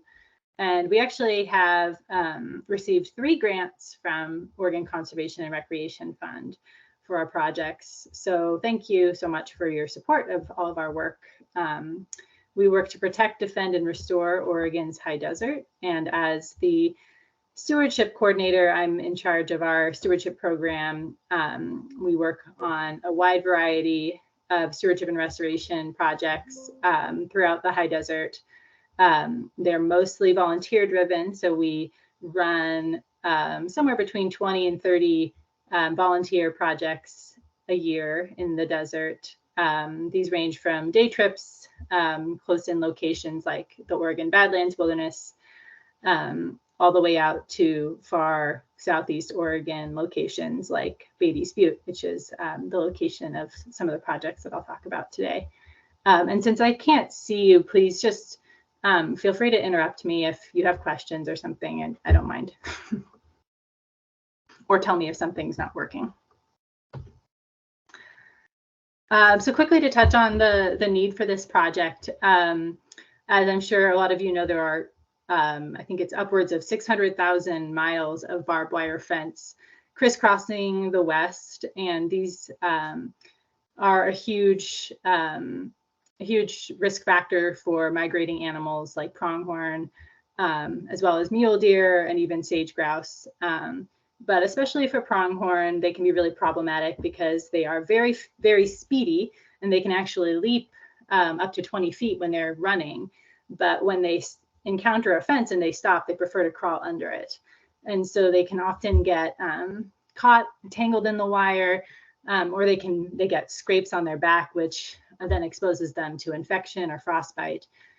And so there are a lot of efforts around Eastern Oregon, as well as other places where pronghorn make their homes to retrofit fences. And so we were using the ODF&W standard of a smooth wire 18 inches off of the ground, and that's been shown through studies to be the pronghorn's preferred method of fence modification. They tried a few different ways of modifying fences, and this is the one that pronghorn used most readily. So we have a big focus on the Beatty's Butte area in the Lakeview BLM district. Sorry, I thought I had a map on here. That's in a few slides. And this is a big stronghold for pronghorn. So a few years ago, ONDA started an independent volunteer project sending people out to inventory fence lines in the Lakeview district in the Beatty's Butte grazing allotment to look at what the overall need was for fence retrofit. And then in 2020, in 2022, Lakeview BLM reached out and had an opportunity to partner with groups to continue the inventory, but also to do retrofit on the ground. So, of course, we were really thrilled to work with Lakeview BLM on implementing some of these fence retrofit projects. And we applied to OCRF for some additional funding to cover our volunteer trips out there. So some of the goals of this project are to, of course, improve pronghorn passage by retrofitting barbed wire fence and or by removing barbed wire fence that has become obsolete because of changing grazing practices. We're also working to increase shared understanding with BLM of the need for fence retrofit and where kind of prioritizing where fences are most in need of retrofitting. And then, of course, we are engaging volunteers in fun projects. ONDA's trips are, as I said, they range from day trips to 4-day-long trips, but especially for this project where we were working so far from most major population centers, we typically spend, it's like a 4-day trip with everybody arriving on the first day and then working days 2 and 3, sometimes working a little bit on the 4th day, but mostly people head home that 4th day. So it's a pretty big commitment for volunteers, but people really enjoy being out with us, and we host hundreds of volunteers each year that contribute thousands of hours to these projects.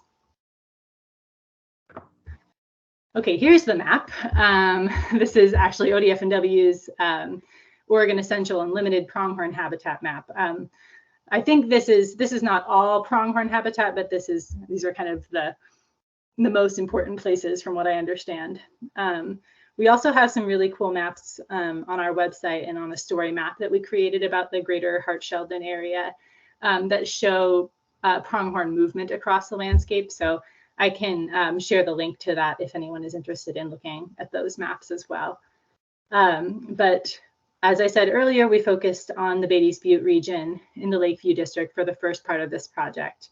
The Lakeview district had money to support work anywhere in mapped pronghorn habitat in the district, but we specifically wanted to look at Beatty's Butte because it is right between the Hart Mountain Refuge, which is up here, and the Sheldon National Wildlife Refuge that's right here in northern Nevada. We often refer to this area as the land between the two refuges. It is unprotected, mostly BLM land that is really a key migration corridor for pronghorn. This is me and a volunteer working on our fence project last September. This is mostly just to show that working on fences actually is really fun. I think a lot of people tend to gravitate toward our stream restoration projects and planting trees, but I really enjoy fence work and training volunteers to do fence work because it's the result is so tangible. You can really look back and see the results of your hard work at the end of the day. So just a little bit about the process of retrofitting fence, in case anyone's curious. There are lots of different tasks to do, but the first one is to remove the barbed wire. And as you see in this picture, you can roll it up. Jim here in the red shirt has a little teeny tiny roll, or you can do a bigger roll like what I did. But that's always really a great feeling to get that barbed wire out off the landscape. And then we install the smooth wire and roll that out, as Flora is demonstrating here. And then that smooth wire gets stretched onto the bottom of the fence and it becomes part of the fence. So here on the right-hand side, you see a freshly modified fence with the roll of barbed wire that we removed hanging off of the top of that for us to haul out. So to date, we have retrofitted 4 miles of fence to wildlife friendly standards in the Lakeview district. We engaged 24 volunteers. And then additionally, we had independent volunteers out collecting data on 25 miles of fence in the Lakeview district. Additionally, we conveyed to them another 137 miles of data for fences that we had had volunteers inventorying. Starting in 2019, we had people out there looking at fence. So we sent them a lot more data than they're ever going to be able to probably really, implement on. But now at least they know the scope of kind of the project that they're looking at out there. So then unfortunately, last spring, right before we were going to have our third trip out there, the wildlife biologist who we've been working with really closely at the Lakeview district told us that she was leaving for another job. And so we were really happy for her, but we were bummed that she was leaving. And because of staffing issues at Lakeview BLM, they didn't think they'd be able to fill that, and they just didn't have the staff support that they needed to continue with the project with us. And so we were really bummed to have to cancel that trip, and we're kind of brainstorming to try to think about what we could do if Lakeview BLM wasn't in a position to work with us to kind of complete the work under this grant. So we had an additional 2 miles that we were planning on retrofitting last May. And so I was talking with my team at ONDA, and we realized that we had some unfunded work with Prineville BLM that we kept trying to incorporate into other grants and projects to remove 2 miles of obsolete barbed wire fence from the Oregon Badlands Wilderness. So this is the red star on this map. It's located just north of that large essential habitat area along Highway 20. So we're really excited about this project, and we're able to get an amendment to our agreement because removing barbed wire fence is obviously even better than retrofitting fence. And we do see pronghorn out moving in this area a lot. So we're really excited to get out there and pull that fence out this fall. So here's a quote from Kate Gates, the wildlife biologist we were working with at Lakeview BLM. We just really appreciated her, and she was very appreciative of our volunteers and how hard they work. So just wanted to share that with you all. We are really excited about the success of this project. And as she says, there's a long way to go with fence retrofit for pronghorn and understanding better how pronghorn are using these retrofitted fences. We had a lot of conversations when we're out there doing this work about wondering how long it takes the pronghorn to notice that one of the wires is smooth and that they can go under that fence more easily now. So hopefully they're using these retrofitted sections as they move across this really vast landscape. But we have had volunteer trips out removing fence, like one in particular where they were pulling the fence out and then they looked back and saw a herd of pronghorn run through that area where there had just been a fence. So it's pretty rewarding work, and we're really, again, thankful to you all for your support for us doing it. So with that, I will stop sharing so that I can see you all if you have any questions, but happy to pull things back up if anyone wants to look at a map or anything again. So thanks.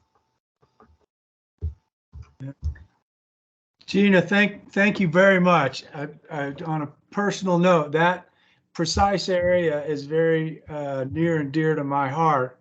My family, we've been going there for 25 years, camping in that precise area, and have witnessed multiple times the trouble the antelope have crossing the fences. They do not jump them, and they get hung up. And you see a herd trying to cross one of those fences is really, and they'll go for a long ways, not in the direction they want to go, following that fence. And so I can personally say that that's going to be very valuable, and I'm glad you were able to change that and get an amendment so you could remove fence, which is, even, as you said, even better. So for me, from a very personal point of view, I really appreciate that work. Well, thanks, Carl. Yeah, it's so rewarding, and then at the same time, it is a little daunting to see how much there still is to do. But yeah. You know, and it takes time, but it is, you know, I hope it's making a difference for those animals on the ground. Hey, Jenna, do you get much feedback about the wire, barbless fence on the bottom in terms of it not working as well for livestock or other issues? Or is that, I mean, are you navigating that issue with permittees, or is everybody pretty comfortable with it? You know, I don't think so. We're kind of removed from that conversation. BLM's the one having, you know, those conversations with permittees. It was, we did only do the bottom wire on these projects at Lakeview, and we would have preferred to do the top wire as well for deer and elk, even though there aren't as many deer and elk in that area. I think Carl can probably, you know, speak to that. They are down there.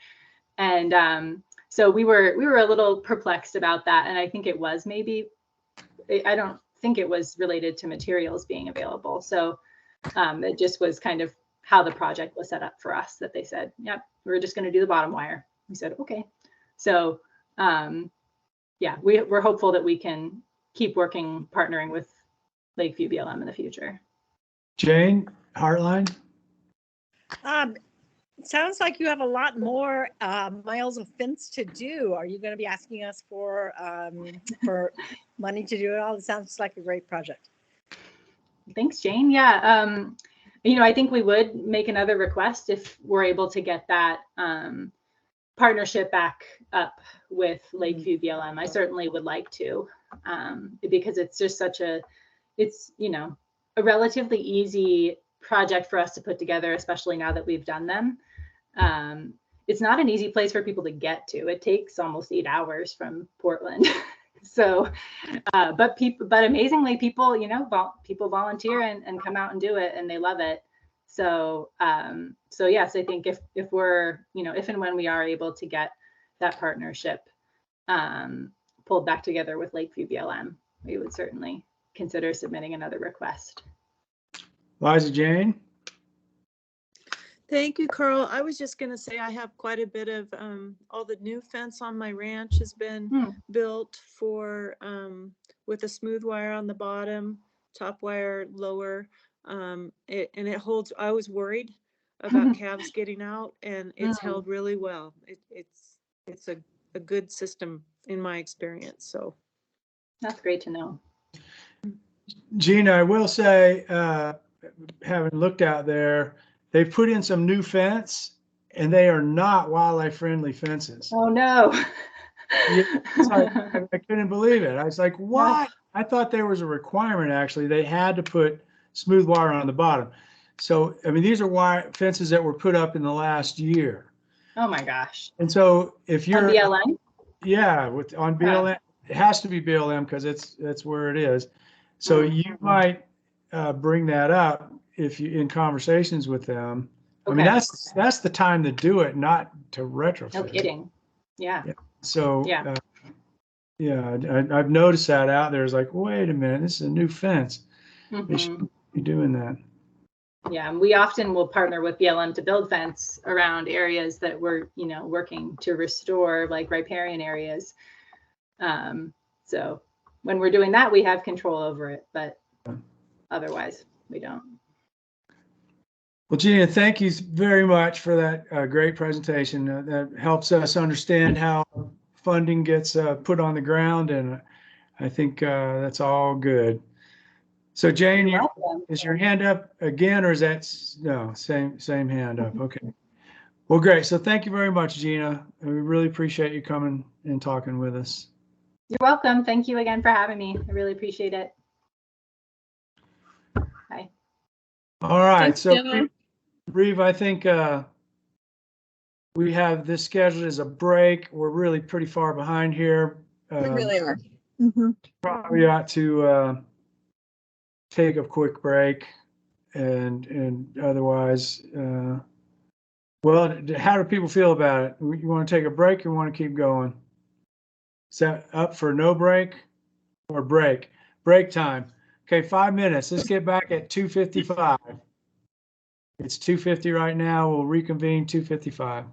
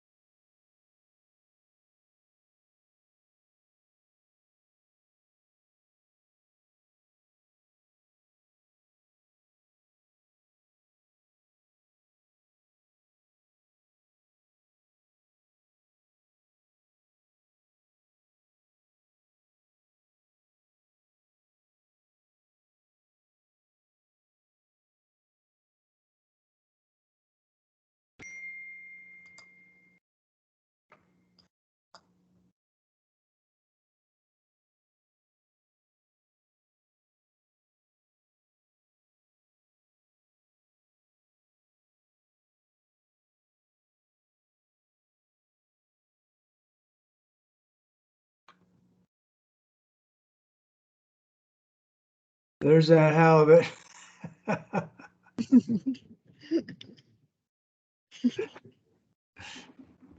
That was a big halibut. There's two of them, but like brothers, they were the same. It was really something. All right. Well, it is 2:56. It looks like we got most everybody back.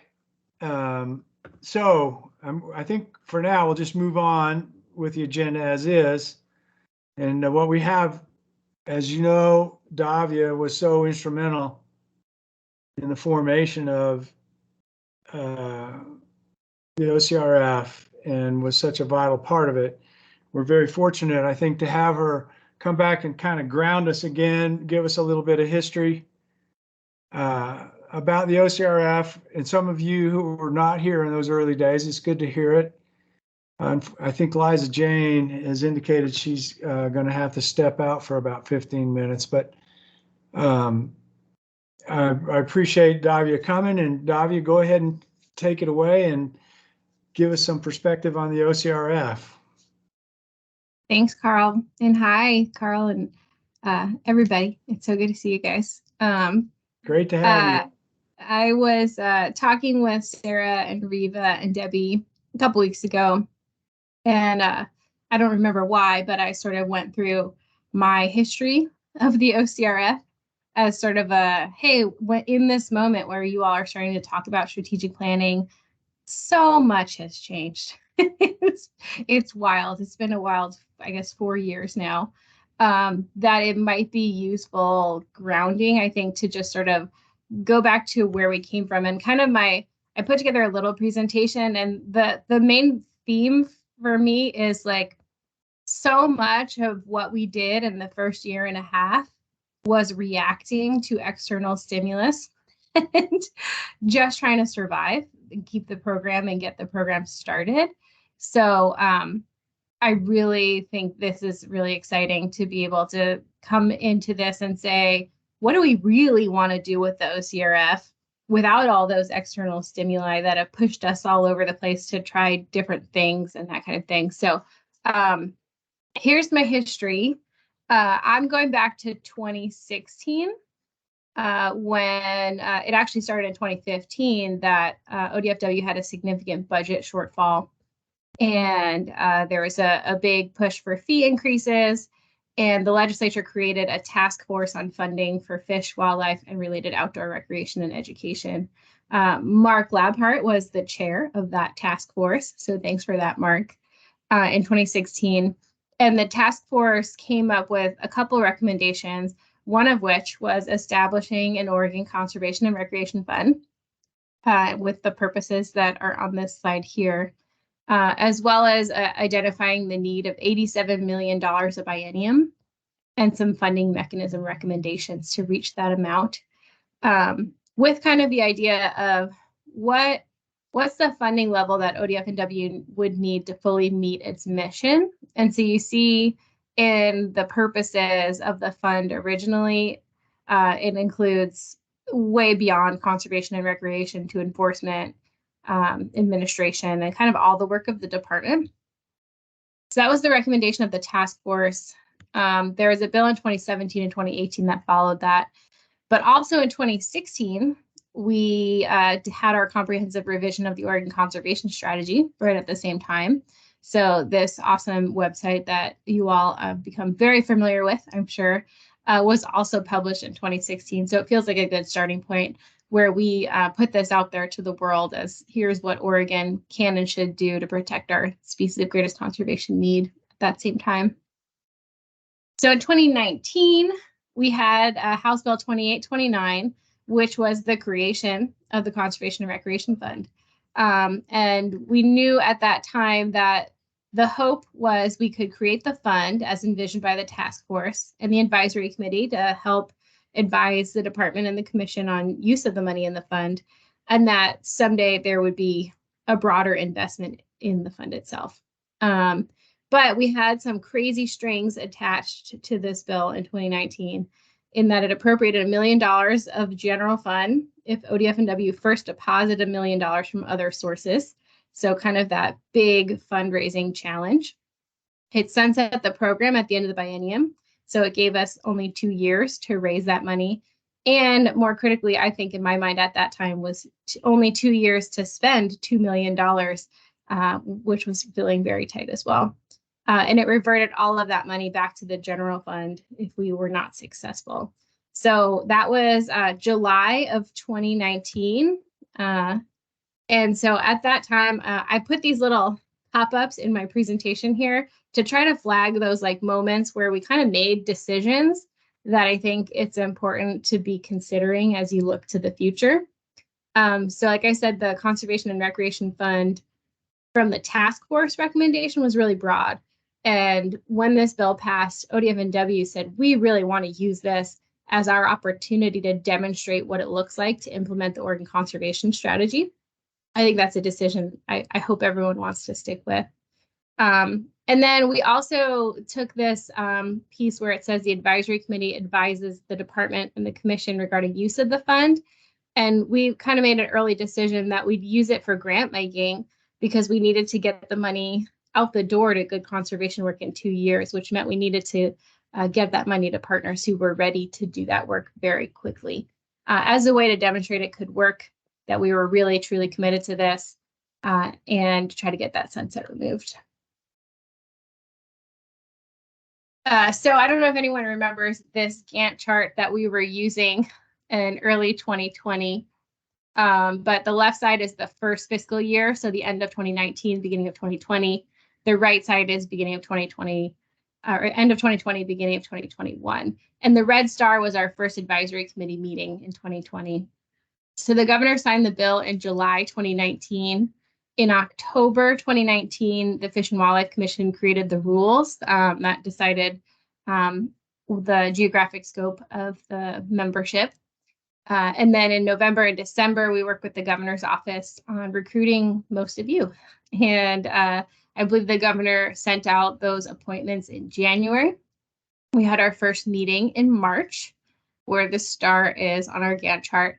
And I'm sure you all also remember, as well as I do, that our meeting was scheduled for, I think it was March 20th, which was right after everything shut down. So we were among the first groups to pivot to virtual.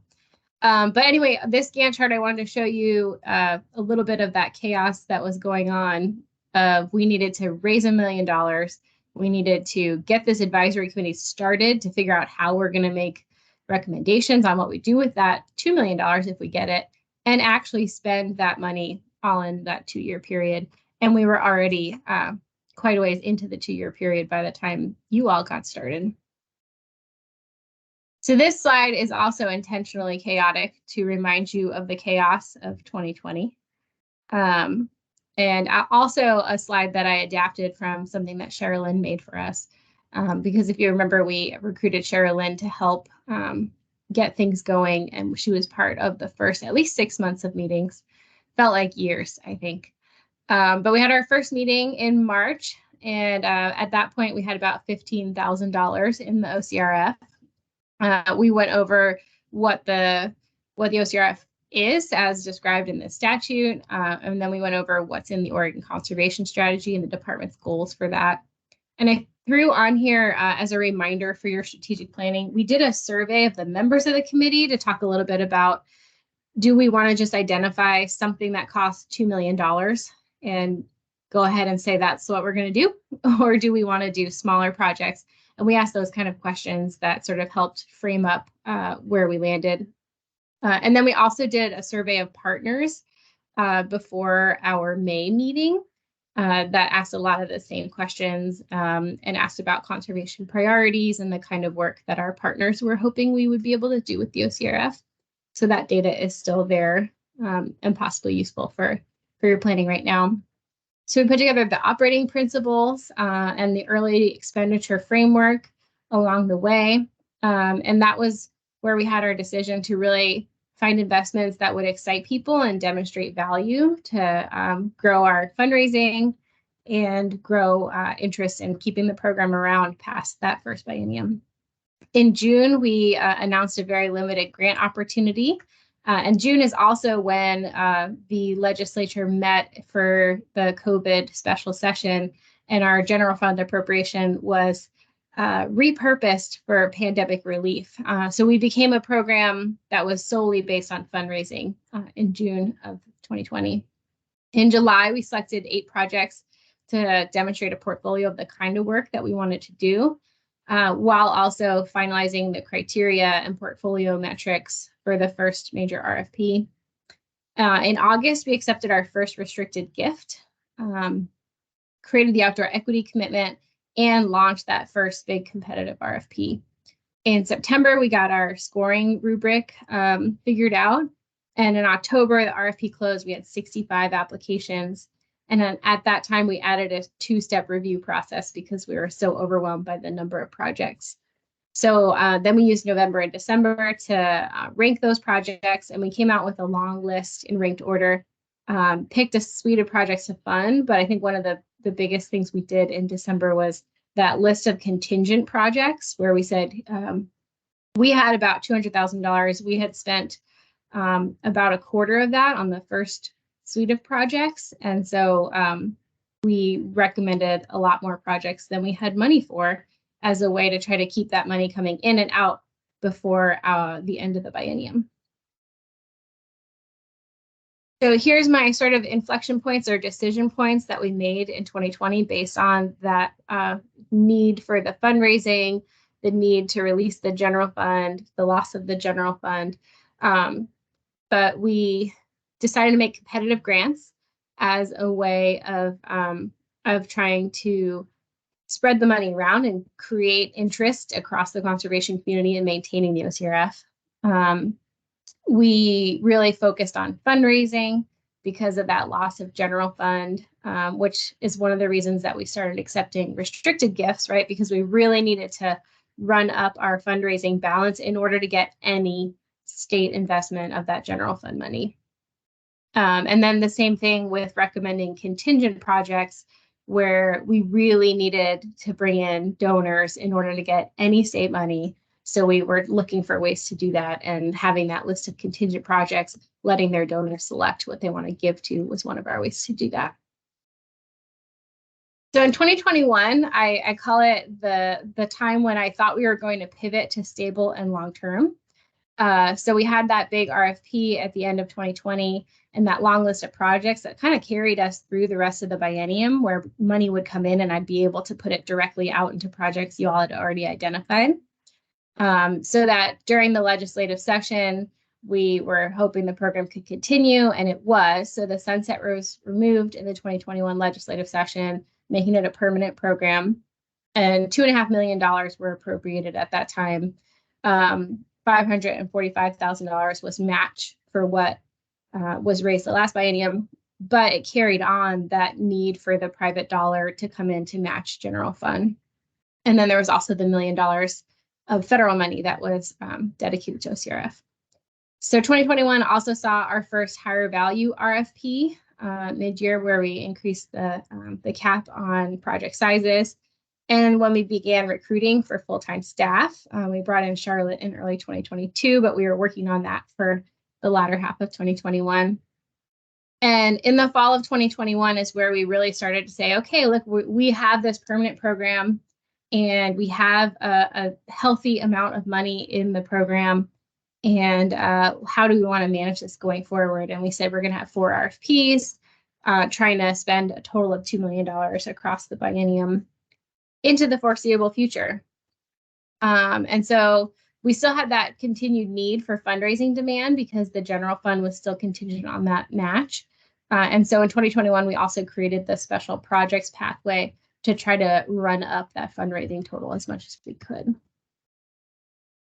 So 2022 and 2023, that's when we brought Charlotte on and I stepped away. So I have a lot less detail, but I'm calling it the pivot to targeted investment, because in 2022 and 2023, the legislature put state funds into OCRF for drought and wildlife passage. And we've been seeing that strong, stable commitment from the legislature without a requirement for fundraising. So because of that, I think it is a really good time to revisit your roots and think about the future. So that is all I wanted to share with you guys. If you have questions, and I see Jane's hand is raised. Well, Davia, that brings back a lot of memories of, and I think chaos is not inappropriate. Absolute chaos. Yeah, COVID was going on throughout all that time. We're all dealing with that, and we're Zoom meeting, and none of us knew how to do that. And what a time. I have to say, though, it was one of the most gratifying periods of my life, working with this group and having the outcomes that we did. I think we can all be quite proud of that. And also, I appreciate the reminder that Mark Labhart was behind all of this from the beginning, and he's been an incredibly great committee member, and we really appreciate that. I had forgotten that Mark was part of that original, not only part of it, but the chair of that committee. So Mark, thank you very much for your contribution to OCRF. So yeah, that was great. Glad to help, Carl. Yeah. Great program, great advisory committee. You're a great leader. Davia, can't say enough about her. You know, it's the duck up on top, you know, that looks like it's smooth sailing. Davia was underneath paddling like crazy to keep the program alive. So I will agree with that. And that's, as yeah. I was putting this all together, I was thinking, gosh, what a crazy time. And I think it's great that we're in this place now where you have Rifa who can think about this and do this full time and find that place of, okay, here's what we did in 2020 and 2021 to get this all launched. And like, I can't believe we did it. And I think Mark's analogy is great, that we looked like a smooth duck when we launched. But I think that I think that you have this moment to, you know, make it a stable duck, whatever that is. As you say, it takes a village. Sarah, you have your hand up? Yeah, thanks. I in particular really appreciate this history because I'm later to the table. So thank you for that. And also just want to say, Mark, it's good to finally see you got your camera working. We knew you were there. We could almost see your shadow. It was like, couldn't quite reach you. So questions for you, Davia. It's so interesting for me because I'm also in the chaos, total chaos of the formation of the Private Forest Accord. So I know exactly what you guys are talking about in terms of having to make these big decisions quickly. And it's interesting for me to see sort of what decisions were made because that was the moment and those were the funding opportunities. And then what of those, and maybe which of those are no longer needed because we're in a different financial situation, but also interesting to see some of the decisions that were made quickly that have persisted.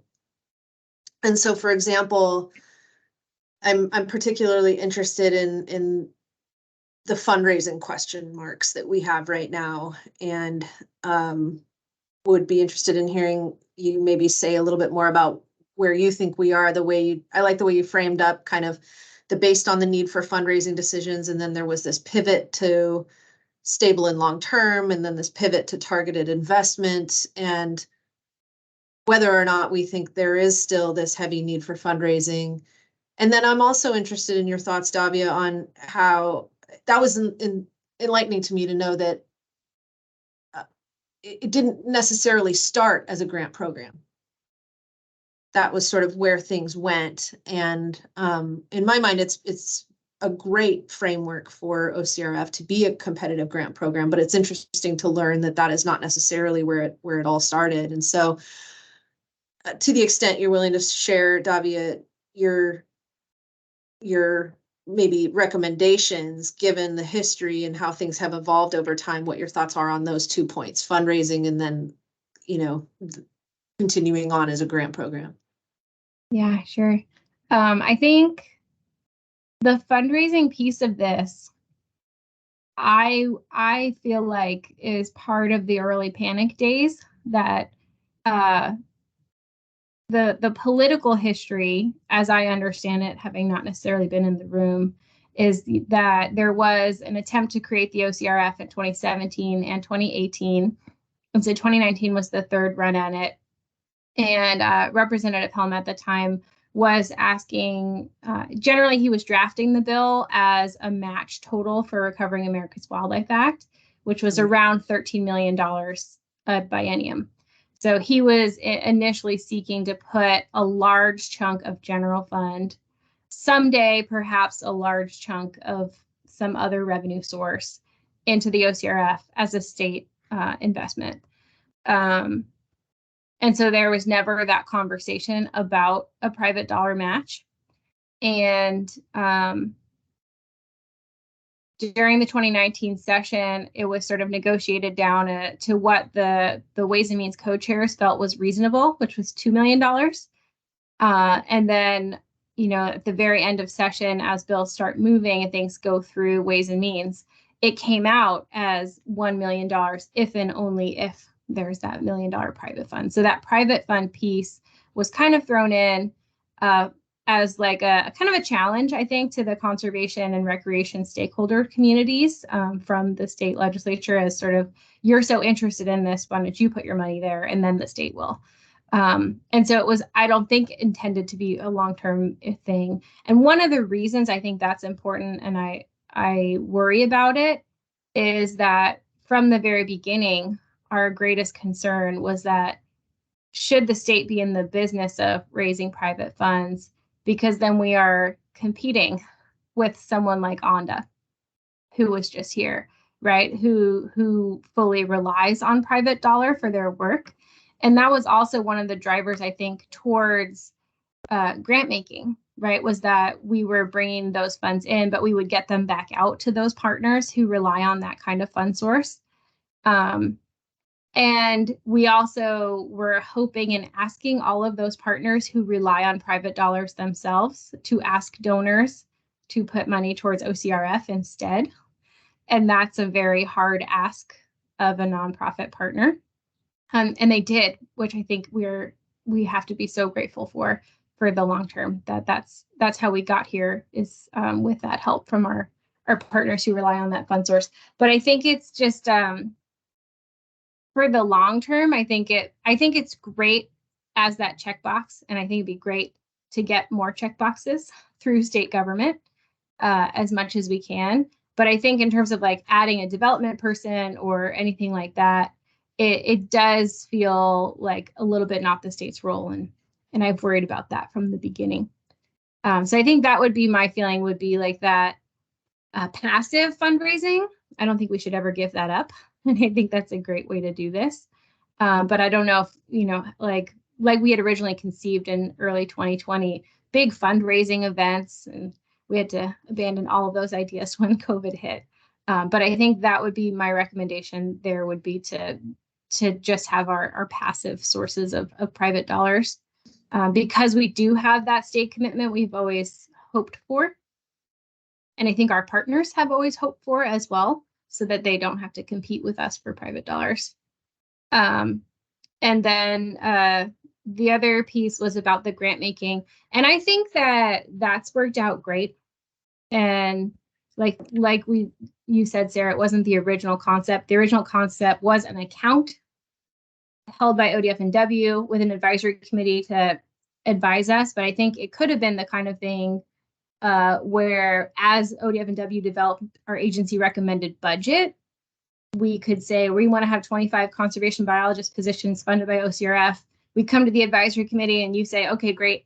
And then it goes through the budget process, right? We could have used the advisory committee that way, I think, legally.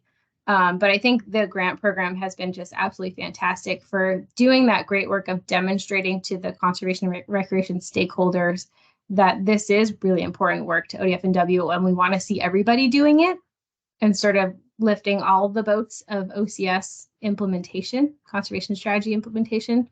And so I think my recommendation there is to use this planning process to imagine the OCRF as the grant making arm for conservation strategy implementation, but not as the sole implementer of Oregon conservation strategy. So that there's a lot of other work that will go towards Oregon conservation strategy implementation, and that OCRF is the way that ODF&W pushes the whole community on that. And I think I would love to see the grant criteria and conservation scoring more focused on the OCS directly to say, like, we have 5 priority species right now for the conservation strategy, extra points for projects that do that, or extra points for being in a conservation opportunity area, or addressing the key conservation issues. And I just haven't looked at where you all have gone with the scorecard. Maybe you've already done that, but that's what I think would be good. Davia, those are all great insights, and I think help us frame going forward. For me, again, we have you here with us now. I'd like to hear your thoughts about how we fit in with the Recovering America's Wildlife Act, because when I was approached about being on the committee, that was the thing. It was going to be the place where the funding went, and it sounds like that's evolving, and the act is a little different. And so where does the OCRF, if in fact Recovering America's Wildlife Act were to pass, which sounds like is not out of the realm of possibility, where does that put us? Yeah, I think that it's never been that OCRF would get the Recovering America's Wildlife Act dollars. It would be that it would help Oregon get the Recovering America's Wildlife Act dollars, because those are federal grants that require a 25% match. And so in order to spend any of that federal money, the state needs to put in that 25%. And so we've always envisioned OCRF as that ability to help us make that match happen. And so if it were for projects, OCRF would be able to help select those projects and say yes or no to the match for those projects, to make them happen. And then I think if we get Recovering America's Wildlife Act, one of the biggest needs for the department is more boots on the ground, bios in the field. And so we'd be looking for ways to match that federal money to support salaries for that. And I think if we're going to go, and I think we are on that path of OCRF being a grant program, I think that makes less sense long-term for OCRF to be the match for any staff that we put on Recovering America's Wildlife Act dollars. And so I don't know what the answer is there and how we would make that work. But that's where I think the OCRF as the sort of external implementing arm of the conservation strategy would be great. So like if we had a proposal for a Western pond turtle nesting habitat project that was $1 million project, and ODFW said we can bring $750,000 of Recovering America's Wildlife Act. Can OCRF put in $250,000? I think that would be the interplay between those two. Well, so the importance of that is understanding how to go to the legislature and say, look, we are going to have to, it would be good to be able to articulate that, because if we still, it sounds like there's still an opportunity for the OCRF to be part of the match for the Recovering America's Wildlife Act. So if we convince the state that they need to put up general funds to help us match RAWA, I mean, is it still going to be a 25% requirement? Is that the way the bill is written? Mm-hmm. Well, that's the strategies for us to get a funding stream that is in perpetuity, instead of scrambling every biennium by hook and crook to come up with a pot of money. If we can say, look, this is going to be part of the match for Recovering America's Wildlife Act, that helps get us more grounded with funding, and also helps the department, because a lot of that type of funding might just go back to the department. But we have to be able to articulate that and say that is what this general fund is going to be for. I mean, yeah, I think we're in a place right now where we don't know what Recovering America's Wildlife Act is going to say, because the Republicans are rewriting it in the House right now. And so I think TBD a little bit, Carl, but I think it's really, I think the message is, in order to access federal funds, we need the state to invest more in implementing the Oregon Conservation Strategy, period. right? We need state dollars towards implementing the Oregon Conservation Strategy. OCRF is one of the ways we can do that. Great.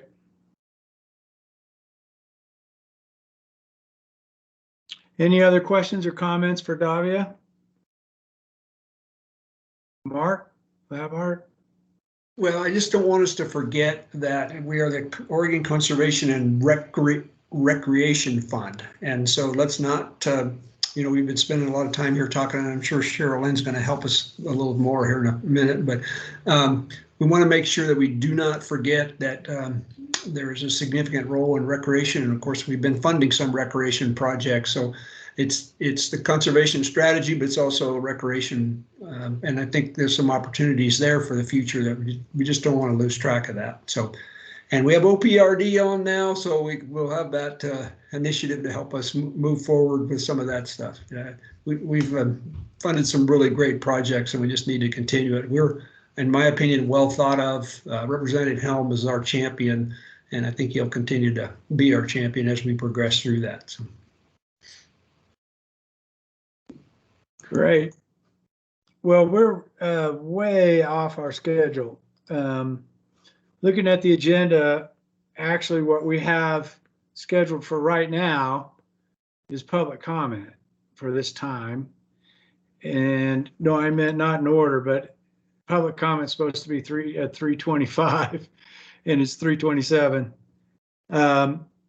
And I'm seeming to recall that there's some rules about public comment have to be right around where you said they're going to be. Is that true or not? Davia, I think you were part. It was like, okay, we have to have public comment, or maybe that was Charlotte, who was pretty much knew all the rules and how to follow them. But is there a need for us to have public comment now, or can we still wait until the end? I think it's okay to have it at the end. I have not seen any members of the public who joined today's meeting. Okay, great. Other than Tim Gresseth is with us. I don't know if he intended to have public comment or if he's just along for the strategic planning ride. Well, for the strategic planning part. Well, with Tim, let's do this. With Tim being our public participant, Tim, do you have a public comment you'd like to make? Not today. Okay, so we dispense with public comment. Thank you. Thank you, Tim. And so we can move on. So the next step, I think, is into Cheryl Lynn's court, and we can start that particular process. Cheryl Lynn, is there anything further you'd like for us to talk about to tee this up, or are you ready to dive in? Yeah, I'm ready to go. This piece would take us quite a bit over our agenda time, and I realize people might not be able to stay. So I have a recommendation on how to adjust it so that we stay a little past 3:30, but not as long to make up all the time. So maybe I'll present that suggestion, and if people like it, then we'll go with it. Great. Okay, so my suggestion is that we swap the order of my agenda topics and first talk about stakeholder outreach, because I really wanted to get some input today, and we could probably cover that in like 10 minutes at the max, depending on how many questions you have. And the reason that would be good is we're hoping to do some of that outreach if it works with all of you between now and the next meeting. So let's put that agenda item first. Hopefully that's no more than 10 minutes. And then some of the work that we're going to continue doing on the SWOT analysis, I started that work on a shared mural board. If you're all agreeable to it, what we could do is have that be a homework assignment for us to go in there and individually add thoughts to that SWOT analysis that we started together. That way, when we come back together at the meeting, we're starting to focus on a couple of areas. We've kind of gotten our general brainstorming out of the way. Does that sound like it would work for everybody? So then maybe I only keep you 15 minutes over. Well, that would be great. Yeah, Give or that's take a minute. Okay, great. That. So I'm going to, let's see, where did my file go?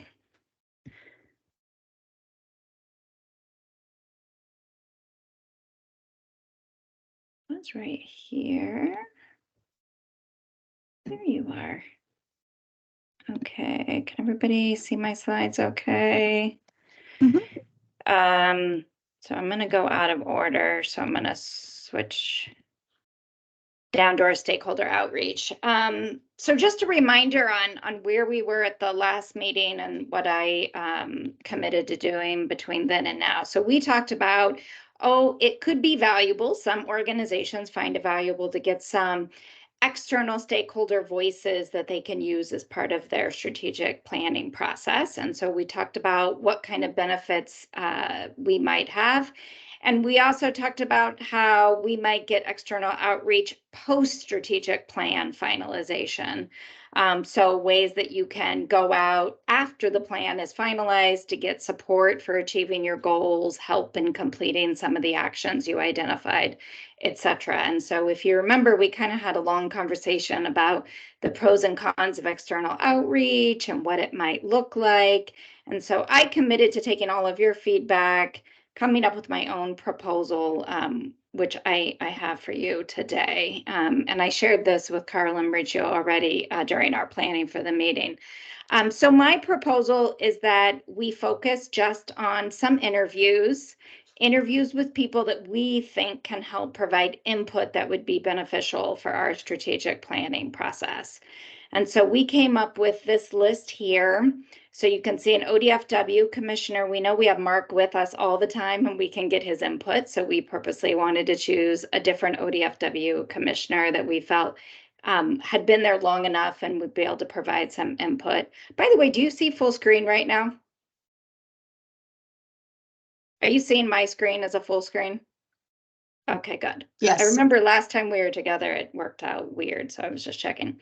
So an ODFW commissioner, we are suggesting Becky Hatfield-Hyde, Representative Helm for, I think, obvious reasons, a couple of coalition partners, and we even talked about maybe making sure that they represent whoever we pick from coalition partners, that they be diverse in the sense that they provide recreation, conservation, and or some sort of diversity, equity, inclusion perspective. A couple of grant recipients that would provide the same sort of diversity. So not all recreation grant recipients, not all conservation, kind of get a mix and also think about the different size of the grants that they've received. And then you all had mentioned the importance of hearings from some ODFW staff. Obviously, we have Davia and Sarah that are available to us pretty regularly, but that we might get some other voices from the ODFW side.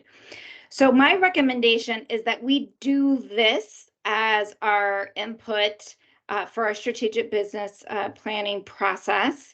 We hold off on doing anything more extensive to this, maybe until after the plan is finalized. I think last time Jane said, I don't even know what we would ask necessarily. And I think that's a good point. So if we were to do these interviews and it maybe raised in our heads more questions than answers, or we wanted to follow up with some sort of additional outreach, we could do that. But right now, assume that this would be the primary input that we would use as input for our planning process, which means the input for selecting our priorities, goals, and actions for the next 2 biennium. So I'll stop there briefly. Any questions, thoughts, comments about that plan for outreach that I'm proposing based on everything we talked about last time? I have one question for Mark Labhart, and we came up with Becky Hatfield-Hyde, and you being on the commission, we were wondering how that fits with you, if you think there might be maybe the chair or somebody else, or you think Becky is a good one. Becky would be great. She's got a perspective that many on the commission, don't have, because some of them are urban, some are rural. Becky's more of that rural perspective. The other possibility would be interviewing a couple different commissioners. So, that's up to the group. Would there be one particular one you'd recommend? Well, the chair, Mary Wall, would be a good one to touch base with and see if she would be willing to provide that input. I think that would be an option. Honestly, that was my thought too, that I think it might be worth considering adding her as chair. Sure. If that's not too much, Sherilyn. I Yeah. personally think, even though we don't know what questions we're answering, I'm looking at this as some feedback on what, and here we've been in business for this period of time, and we know what we think we look like. I kind of want to know what everybody else thinks we look like, and see if they're the same. Exactly. We may not, we may be thinking we're two different deals. So I'd like to I'm fine with doing this on the front end and getting some input, just kind of perspective of how we're perceived, what they think what our role should be, and how we fit in. So yeah, I'm fine with I'm going to pop over to this because it might be helpful, and then I'll pop back to the previous slide. But that's exactly the kind of thing that I would plan for the discussion with them. So who are they? What's their connection to the OCRF? What do they think our purpose is? How do they think the OCRF is doing on delivering against that purpose? Their own perspective on the challenges you might face and or the things that you have working in your favor as you try to set forth and achieve your goals for the future. And some input from them on, if they, as a stakeholder of the OCRF, what kind of priorities and actions they think would be important. So it's all that kind of general, what's their view of the OCRF, what they think you should be doing, how well you think they've been doing. Again, it's just to get an external perspective. So that's just an outline of the kinds of things we wouldn't, it's not an interview. I like to keep the conversations informal. So some groups are going to want to talk a lot about one thing and not as much about another. But in general, that's the outline for the conversations. Great. So just go back to that. So those would be the groups. And I think that represents a lot of what I heard last time. I think many of you were interested in hearing from grant recipients. Some suggested talking to coalition partners. Everybody, I think, was interested in diverse voices, which is why when we identify who those coalition partners are and when we identify who the grant recipients are, we'll want to make sure that they represent different perspectives. Would it be as far as like who these coalition partners might be or grant recipients, rather try to hash that out right now, unless someone has a really strong suggestion? Would it be okay with the committee if maybe Reva, myself, and Mauricio could kind of take a look and pick who those might be? Or does anyone have a strong thought about that? Is there someone that you think we should talk to? Or are you okay with us picking that? I'm okay with you all picking them. I think the other lens I look at is which of our coalition partners are likely to have an active voice in Salem, and to make sure at least there's some representation from that perspective. Yeah. Liza Jane? I just add to maybe find folks that might not think that much of us. Instead of our cheerleaders and our supporters, we might learn more as you kind of assess who to talk to. Find people that may have a struggle or a challenge with what we're doing, and we can learn a lot from them too. Actually, what might be worthwhile, Reva, to achieve that goal? Who's going to know that? I think recently is Charlotte. Charlotte may have some insight because she dealt with a lot of these entities of people that maybe weren't that crazy about the process or something. So maybe we should reach out to her and ask that very question. Okay, I'm happy to reach out to her. Why don't you write that down and reach out to her, and that'll give us a way to answer Liza Jane's good suggestion. Yeah, what we could do is that bullet there, grant recipients, maybe we change that to people that have applied for grants, with some of them being successful, some of them not, and then representing some diversity. Yep. Murat? I was just thinking that we should also maybe talk to coalition partners that have been active. For instance, Trout Unlimited has been great. Oregon Hunters, there are people that come to the meetings and they've testified, and then there's others that are they have their name on the list, but they've never really spoken up. So, and maybe those are good to talk to too, to find out why. It might just be a capacity, and I've got, having enough on their plate. So Those are the two names the very two names that I thought are kind of most active. I agree with that. So we can take a closer look at that. One thing I would suggest for the staff, I think you can get insight from Yeah. on Sarah that. was going to help. But also, I would want at least one reviewer, one of our reviewers, who has been part of the review process, and not just the higher up in the hierarchy, but someone who can comment on that experience. Any other hands up? Don't see any. Great. So I think everybody's okay with this being the framework, and we'll get together with Carl and Riva and figure out who the exact names are. Yes? Yeah, I'd like Mauricio to be. Oh, sorry, Mauricio. Yeah. As well. Yeah. Great. Well, we will try to get that meeting on the calendar as soon as we can, primarily because we want to do those early in the process. So the earlier we have the names, the sooner we can get on their calendars. Some calendars are easy, but some calendars, especially our commissioners and represent health, probably a little harder to get on their calendar. The easy thing is we know who they are, so we can start working on that now. But the hope would be we could do these in the next few weeks so that you get that input early. So just a couple of things that we talked about when we were planning this topic today was expectations. So I will make it very clear that when we get together, we're seeking input, we're seeking ideas, all of the things that they share with us are food for thought for you. I usually don't have people that participate in a process like that thinking just because I said they should work on this, that's exactly what they're going to decide to do. So just rest assured, I've done this a lot of times, so I will be firm with setting the expectations for why we're doing the conversations. In general, people are super thrilled to be part of conversations like this, and are happy to share their thoughts and opinions, and don't really think that their thoughts and opinions necessarily match that of others. And then coming out of those interviews, I'll come back to you with the key themes, right? So across all the groups, what were the themes?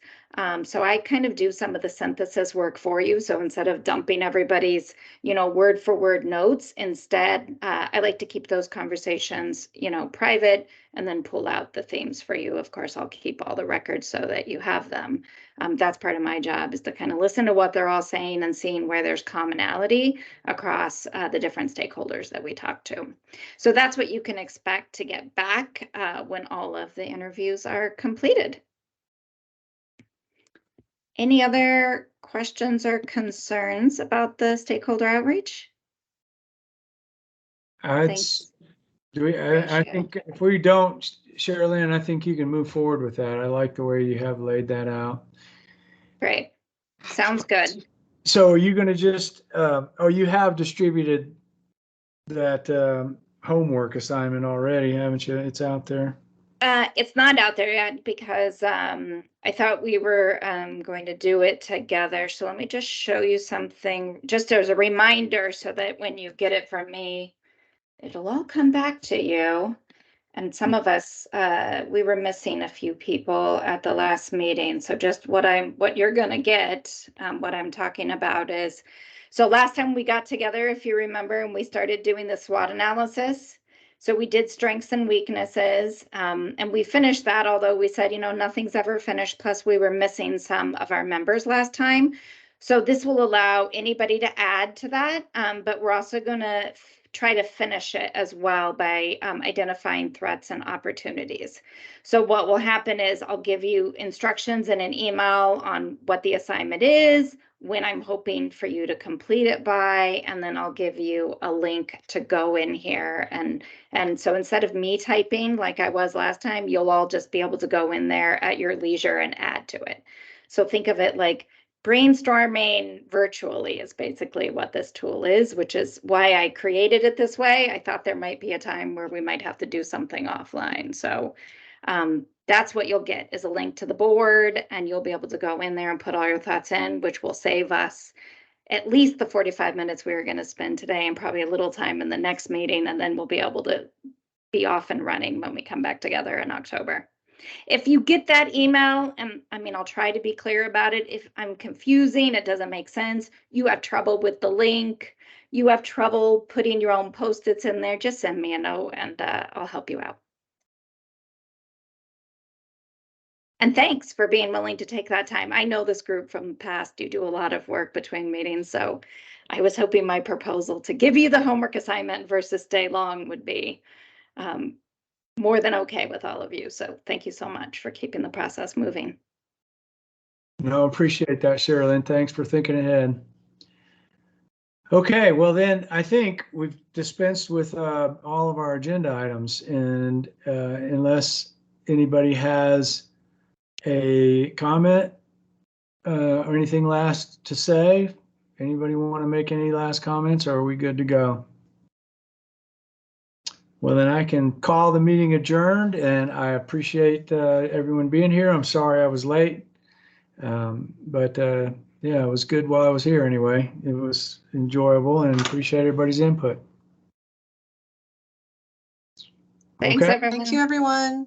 Thanks, everybody. Thanks, Sherilyn. Bye, everybody. Bye.